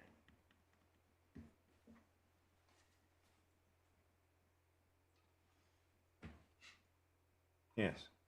My lords, I say that the courts at each stage were required to consider the issue between the parents. We see that from PD12J, we see it from ReHM, we see it also from Re-K, the passages of which I don't propose to refer the court to. But with regards to ReHM, if I may trespass on the court's patience a moment longer, That, of course, was a case of conjoined appeals. One of the appeals in those proceedings was Re-H.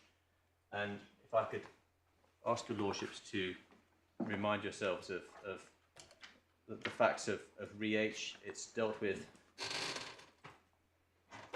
in the authorities bundle at page 67. Thank you. Paragraph 116.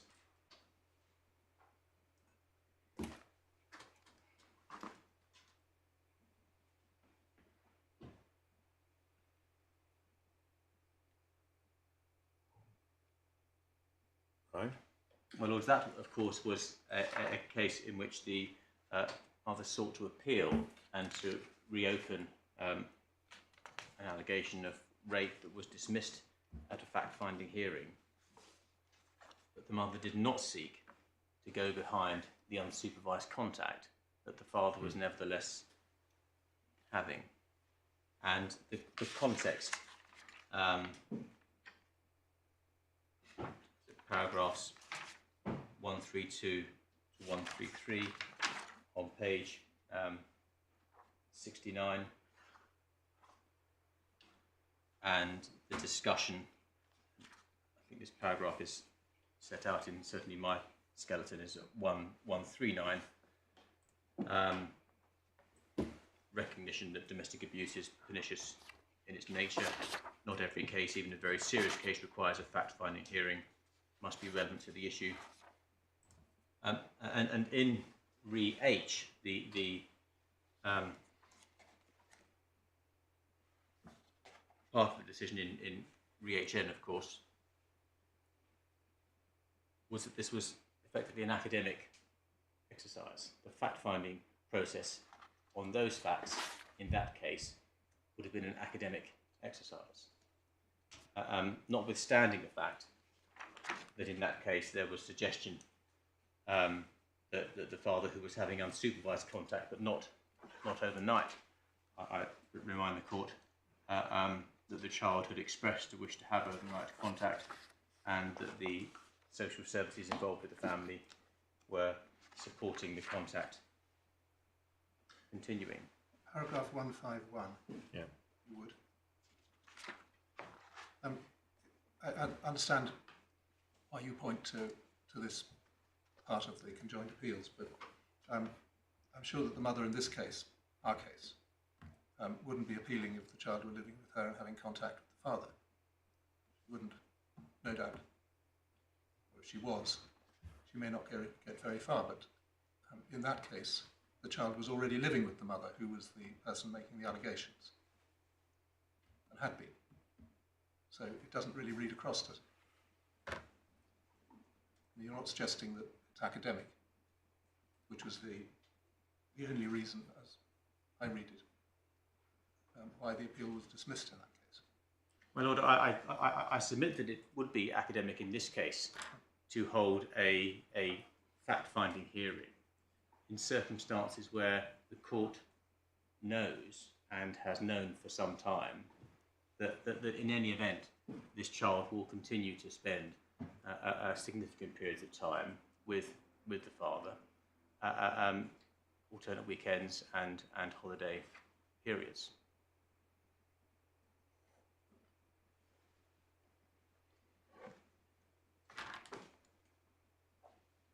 My lord, I would go further and say that be more academic in this case, because of course in Re-H, the child wasn't having overnight contact, and so one can foresee that the arrangements for father in Re-H might have wanted to increase, as in fact is referred to paragraph 132. In this case, there is no dispute that the child will be having overnight contact and holiday periods with the father. Academics is the wrong word. It's relevance is the right Indeed. word. You say, given that on any view this child is going to be spending significant amounts of ordinary time living in the father's home, then it really is not relevant on your case that there was a coercive and controlling relationship which was harmful to the mother in the past. My lord, yes. Yes.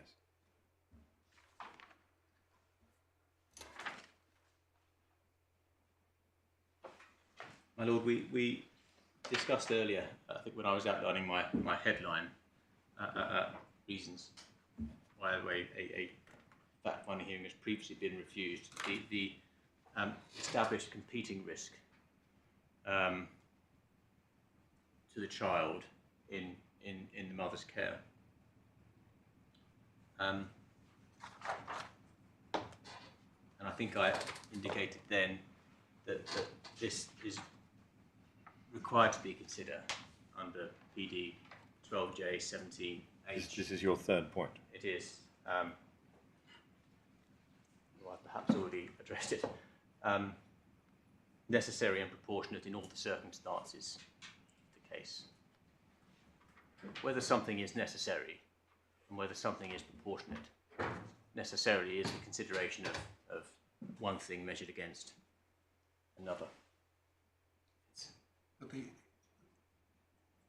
But the case against you is that the court will consider the risks as they apply to the mother, but will not be able to consider the risks as they may apply to the father. Well, I don't understand this third point at the moment, which is why the existence of a competing risk should play out in one way or another.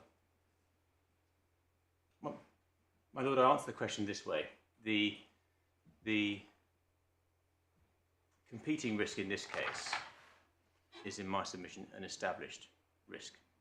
It's one that certainly the father hopes will reduce over time.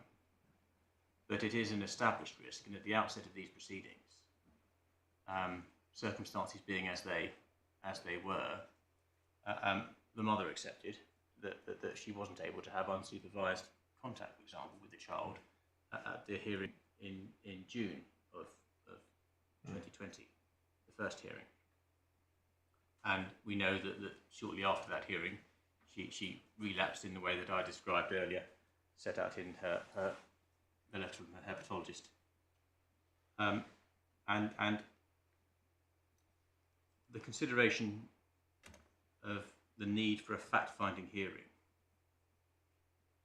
at that stage must, in my submission, be measured against all of the circumstances. And if it is known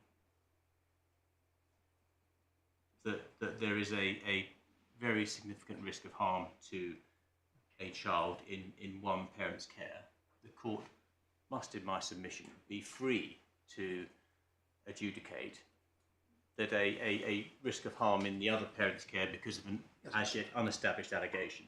I follow what you're saying, and I could understand that. I mean, let's suppose that, regrettably, the mother in this case remained in hospital in the way that she was back in 2020, whereupon her case to have care of the child would be hopeless. Then I could quite see that one would say, well, there's no point in worrying about whether there are other problems because the case decides itself. But I don't think it's being argued on your client's behalf that the mother's alcoholism means that her case to have the child to live with her is bound to fail. No, Because otherwise, what's the point of another hearing? it's a continuing risk, and I of course accept that the position now is different to how the position was at the outset of these proceedings. But my lord's point is the same, or concerns the same as mine a short time ago. The fact that there's one risk doesn't mean you ignore another risk. The fact that one is a frying pan doesn't mean the other one's a fire. Not a fire. I mean, that life is complicated, and quite often both parties in these cases have matters of detriment in their potential to be good parents, which need to be taken into account. My lord, I follow. I turn then to the fourth. And indeed, going back to the Deputy District Judge's decision, the concern about the mother having unrestricted time with the the child will have been at a higher level because it's nearer in time to when things were not good. Now, as you say, the difference between the parties is not broad, and now there's more opportunity to, or more of a need to balance up the risks on each side than there was in the unhappier times. Well, yes. Of course, it's still a narrow dispute on which to conduct a fact-finding process with all that entails. And I then turn to the fourth headline. That of delay has been a prominent feature in the minds of, well, firstly, DDJ Pathak, then Recorder Beck, and also Mr. Justice Peel, and rightly so, and a consideration that they must apply. We are now 2.5 years into proceedings without a final hearing, and the prospect of a fact-finding hearing, the likes of which the mother seeks, must, in my submission, be many months off. And it took 7 months for the first appeal hearing to take place, yes, and then here we are 3 months after yes. that, but 4 months after that. So it's not attractive, is it? No, In terms of the and mentality, proceedings were I'm just delayed. thinking what the court has been able to do. It's not helped. No, and the proceedings were delayed even before then, much Yeah. on account of the pandemic. I suspect that delay is delay. And then, of course, the court must, and I believe has considered, the impact of a fact-finding hearing on the parties, the adversarial nature of it, and the detriment to them as human beings of having to go through that process. And comments made, I think, at paragraph 42 of REK in circumstances. That's a two-way street, isn't it? It is a two-way street. It's a two-way street, namely if, as your client says, these allegations are baseless, then he won't have to suffer them any longer. If, on the other hand, they're well grounded, they're relevant. So, and make, as it were, create a different landscape on which to determine welfare. Of course, any fact-finding hearing creates unpleasantness, but it's not purposeless if it has to happen. But of course, the question is whether the courts below were wrong to form the view that a delay like that engendered by a fact-finding hearing was a justifiable reason or an aspect of No, I wasn't reason. talking about delay. I was just talking about the misery, impact, sorry, yes. the impact of a fact-finding hearing on exacerbating the tensions which exist in this family.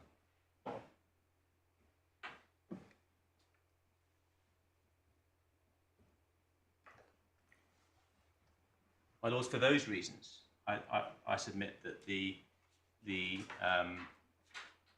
law in the courts below has been properly applied, and that Recorder Beck and indeed DDJ Pathak before him, although of course is not an order up for appeal, has been properly applied, and that the learned judges were right to refuse a fact-finding hearing on the basis of the information that they had before them, welfare and otherwise, and on Sorry, I didn't mean to cut across you. no, and the breadth of the dispute between the parents. What do you say about the two places, 23 and 28, in the Recorder's judgment, where he seems to be contemplating that the domestic abuse allegations will be taken into account by the court, and they'll be far more directly relevant than the evidence of Miss X? Yes, well, my lord, that takes us back to where perhaps I started, and we don't have it. But if the court were to have a transcript of the entire day, the court would see that the recorder, and I don't criticise. But can we be confident that the Recorder understood, no disrespect to him, but understood the issue? which was the twin issue of should there be a fact finding, full stop, and separately should the statement of Miss X come in, or did he drive his thinking by just looking at the statement of Miss X and saying, well, that doesn't really add anything? My understanding is that he considered two issues: Right. the need for a fact-finding hearing, and separately the admission of Miss X's Right. evidence. Well, it's an extempore judgment, and we need to be obviously mindful of course. the pressures on him in that respect. My lords, I know from your indication to Mr. Barnes at the outset that you were perhaps less interested in the similar fact. Well, it doesn't. You shouldn't take that as a an indication that we won't hear you. But that's. No. I think it's often helpful if the court's got a pretty clear view about something, that it's out there, so that people can make submissions about it. Yes. And, we certainly. Well, I've sat at the bar down there and heard she was Lady Justice Butler Sloss give the most trenchant preliminary observations, only to see her change her mind against me as the hearing went on. Well, let's see how far I get then.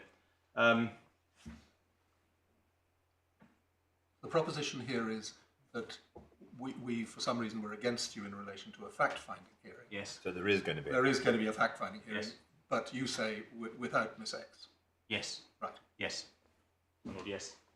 So if the court decided that contrary to my submissions and the decisions below, that there should be a fact-finding hearing, I still submit that the court should not admit the similar fact evidence of Miss X. I made the point, it may now be entirely academic. I accept this court's going to have jurisdiction to decide whether or not there should be a fact-finding hearing. But at the time the application was made, I submit that it was flawed, because on my reading of the authorities, O'Brien and R&P, the purpose for admitting similar fact evidence is to prove propensity of an issue that is in play. And in circumstances where DDJ Pathak said in May of 2021 there was not going to be a fact-finding hearing on the mother's allegations of domestic abuse, for the mother then to say, I want to admit similar fact evidence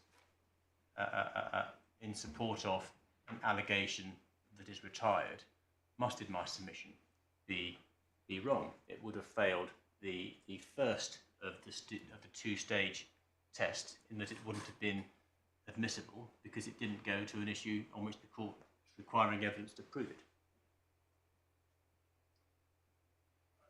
But couldn't it, if there was some fresh event, such as this statement, that would allow the court to review the earlier order.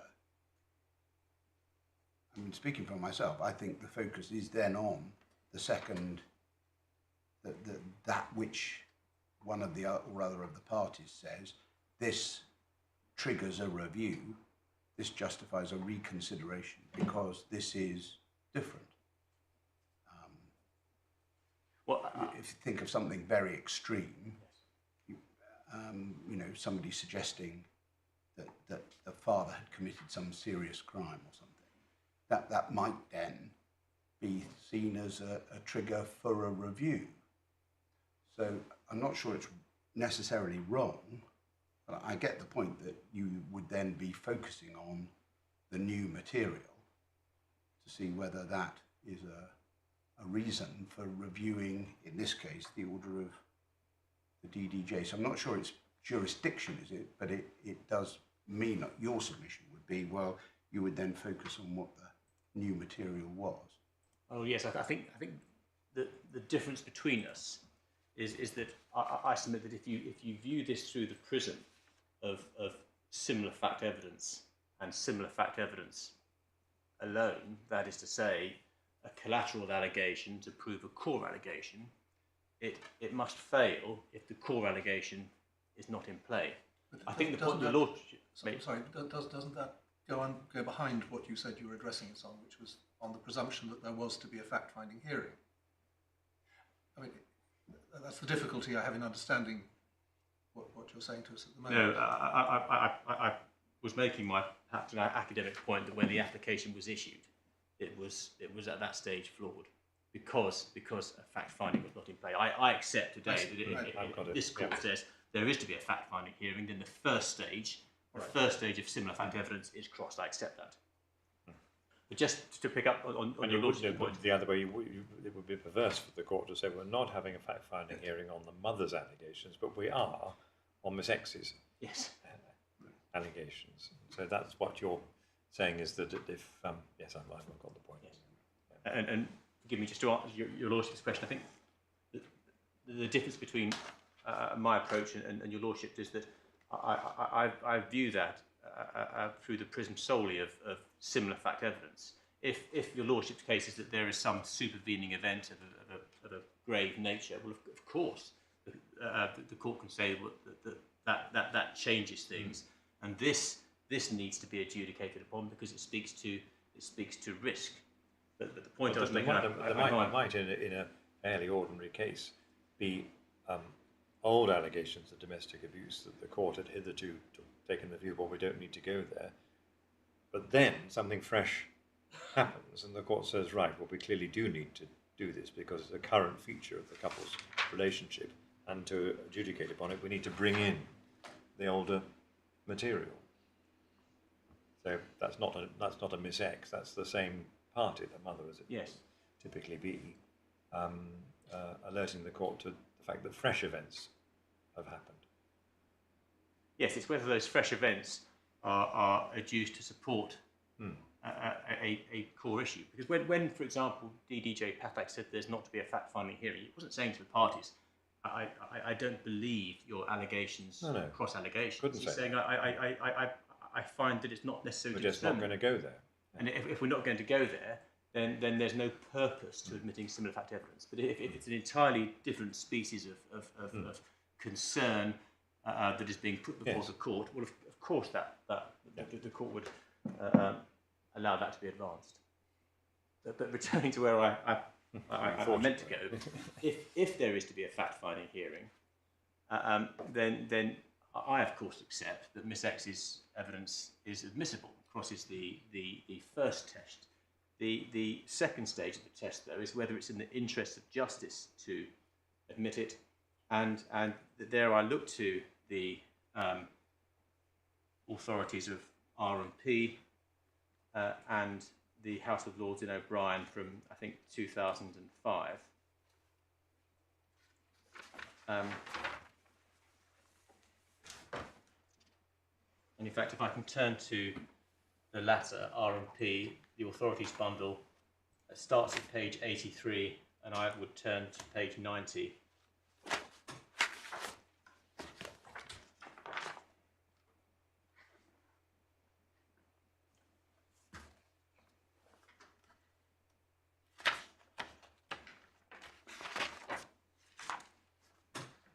Yes.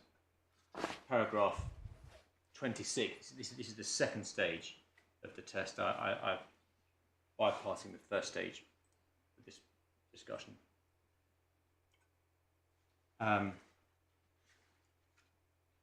Your Lordship said, paragraph 26, again, this analysis is applicable to civil and family cases, of course, with appropriate adjustment to the standard of proof. In summary, the court must be satisfied on the basis of proven facts that propensity has been proven, in each case to the civil standard.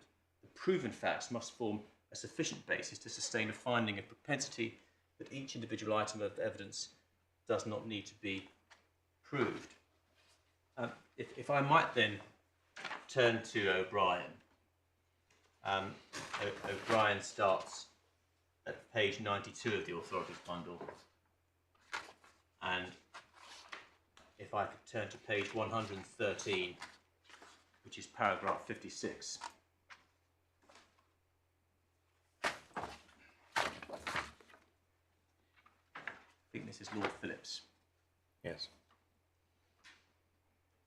Equally, when this is the second stage, equally when considering whether to admit evidence or permit cross-examination on matters that are collateral to the central issues, the judge will have regard to the need for proportionality and expedition.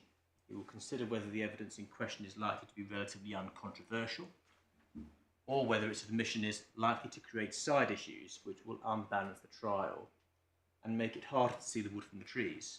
He will have well in mind the considerations that concern this House when contemplating the effect of the admission of the disputed evidence in Metropolitan Asylum, District Managers and Hill. And those considerations, my lords, I apologise for pulling you through the bundle in this way. Those considerations are set out at page 110 and quoted in paragraph 45 of the judgment.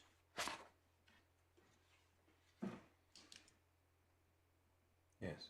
The first 5 or 6 lines of the quoted passage from the Metropolitan case deal with the first stage of the test, and then after the semicolon, the 6th line deals with the second stage of the test. But I'm not prepared to hold that he has the same absolute right when he tenders evidence of facts collateral to the main issue. In order to entitle him to give such evidence, he must in the first instance satisfy the court that the collateral fact which he proposes to prove will, when established, be capable of affording a reasonable presumption or inference as to the matter in dispute. And I am disposed to hold that he is also bound to satisfy the court that the evidence which he is prepared to adduce will be reasonably conclusive and will not raise difficult and doubtful controversy of precisely the same kind as that which the jury have to determine. So I say that even if there's to be a fact-finding hearing within these proceedings on the mother's allegations, the admission of Miss X's statement raises well, firstly, is not reasonably conclusive as to what it sets out, and secondly, raises a doubtful controversy of precisely the kind that the court is being required to adjudicate upon on the mother's allegations. And so I say that on a proper application of the similar fact evidence test, even if there is a fact-finding hearing, the second stage fails as regards Miss X's evidence because it's disputed. It's going to be another separate fact-finding process rather than the admission of evidence that is reasonably conclusive in support of the core allegation. But the same submission could have been made in R&P. Well, my lord, I'm not sure. I'm not sure I respectfully agree with that, because if one looks at the collateral evidence in R&P, I think your lordship found that propensity was proven on those items of evidence, but the provenance of the third party of the similar fact evidence in that case were professional reports from Welsh proceedings. So social workers, police, I think the children in the linked proceedings were spoken to, and indeed the school. And the circumstances in the Welsh proceedings were, on my reading of R&P, undoubtedly similar to the circumstances that the court was concerned with. And so in R&P, the similar fact evidence was multiple independent and professional sources. And so the court was well disposed to say that this similar fact evidence is relatively uncontroversial. That's how I read the judgment.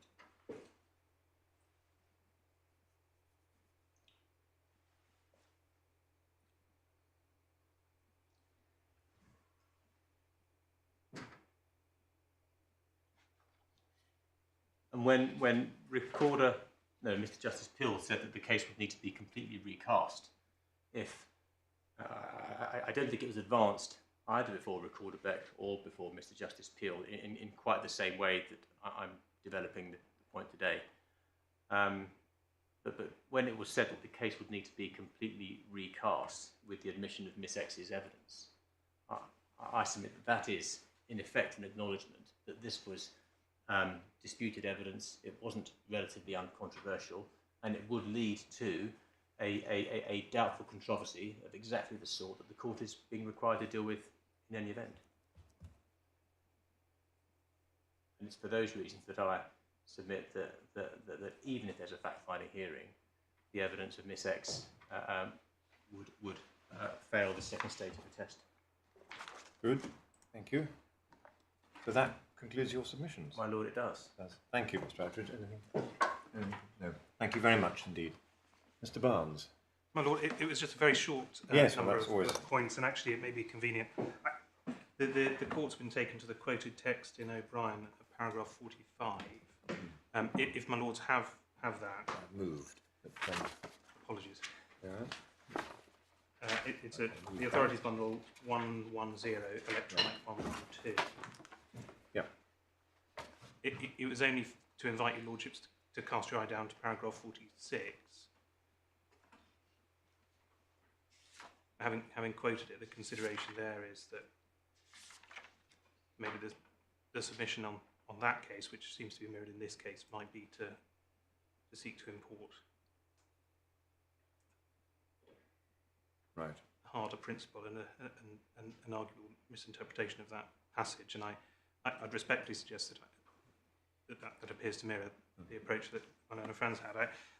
Respectfully, I'm not convinced there's a substantial amount that can distinguish this case and the centrality of coercive controlling behaviour and the relevance of Miss X's allegations as compared to the decision that my lord was making in R&P in reality, and to term that uncontroversial when I think the ultimate decision was made over 10 days by Mr. Justice Hayden, maybe an ambitious, but obviously my lord, I defer to having been party to that original dispute on the appeal. By way of a very short number of additional responses, the suggestion was put that the mother's acceptance of periods of overnight and unsupervised contact was to imply that she said there was no risk.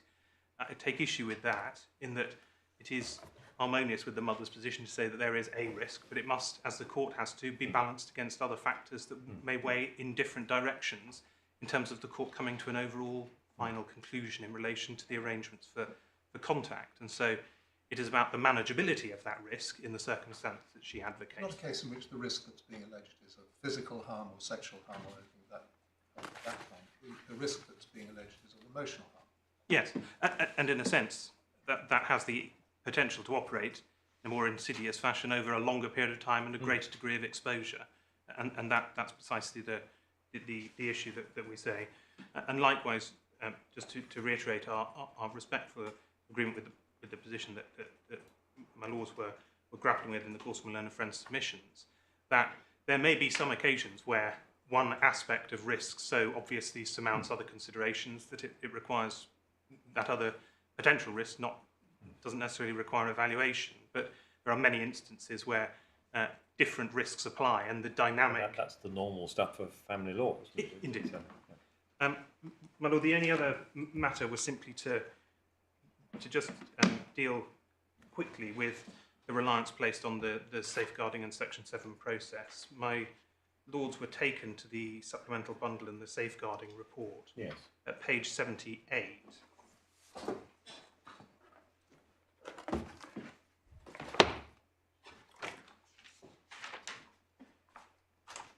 And this includes the discussion with the allocated social worker, who is, of course, the social worker who goes on to prepare the initial Section 7 report.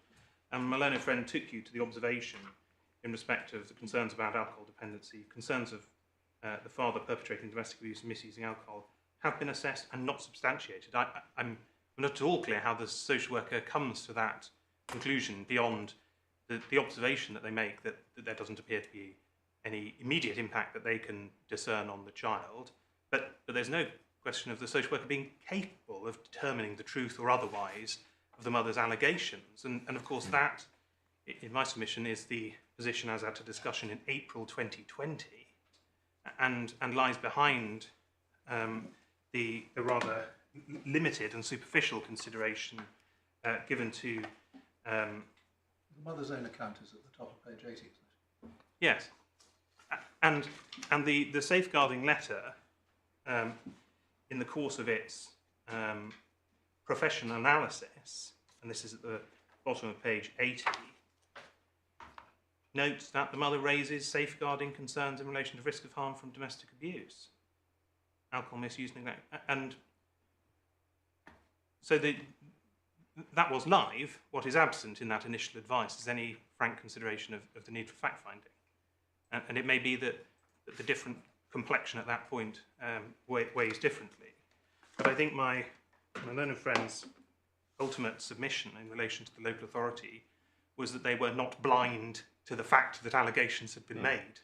But that is a remarkably superficial consideration of an issue that we respectfully suggest is an issue of considerable potential risk, were the mother and Miss X's allegations to be borne out. And just responding finally to... Well, as to that, page 97, paragraphs 39 and 40 of the report of September 2020. Yes. On the face of it, that doesn't look superficial. Well, To my eye, it looks rather practical. well, Whatever the historic positions, the poor relationship is the cause of the greater risk, the ongoing poor relationship. well, that relates to a presumption as to the nature of the issue that arises.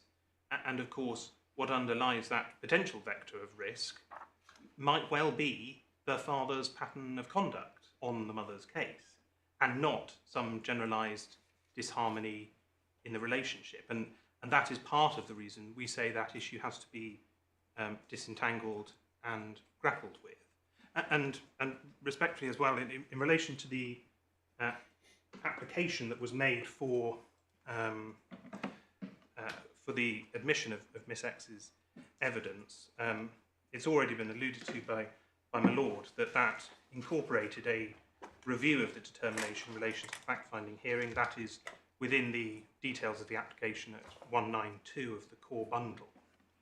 And of course, Miss X's statement does represent an intervening additional aspect, which in my submission goes to raising the risk and the relevance of the issues.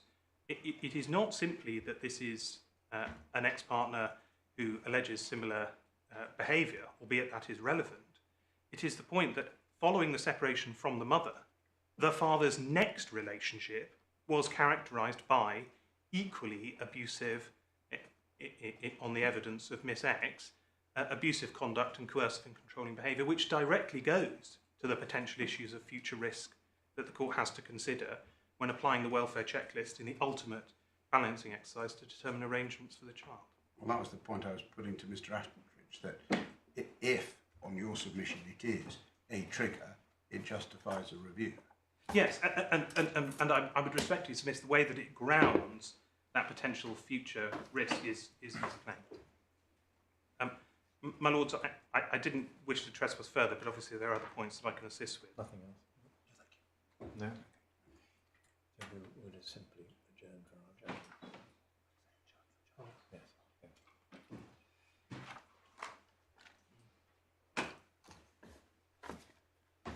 Just simply put it off for the judgment. Yes. Nothing. My lord, I'm only reminded of one other point in terms of the limitations of the prior Section 7 reporting process and its consideration of the mother's allegations, which my lord's already touched on in the addendum report, not addressing those allegations at all. The effect of the Recorder's order was to specifically preclude the local authority in its final Section 7 analysis even considering Miss X's statement at all.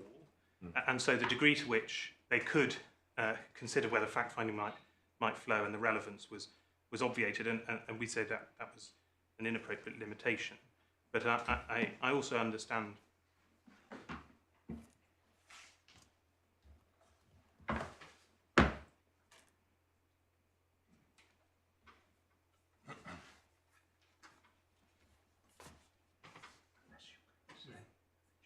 Yes, I think the only other point I'm reminded of is that the final hearing listing in November was the listing that was obtained, which I understand was separate from the appellate process. So I think that was the delay in the listing for the 3-day final. Yes, you say how awful that Yes.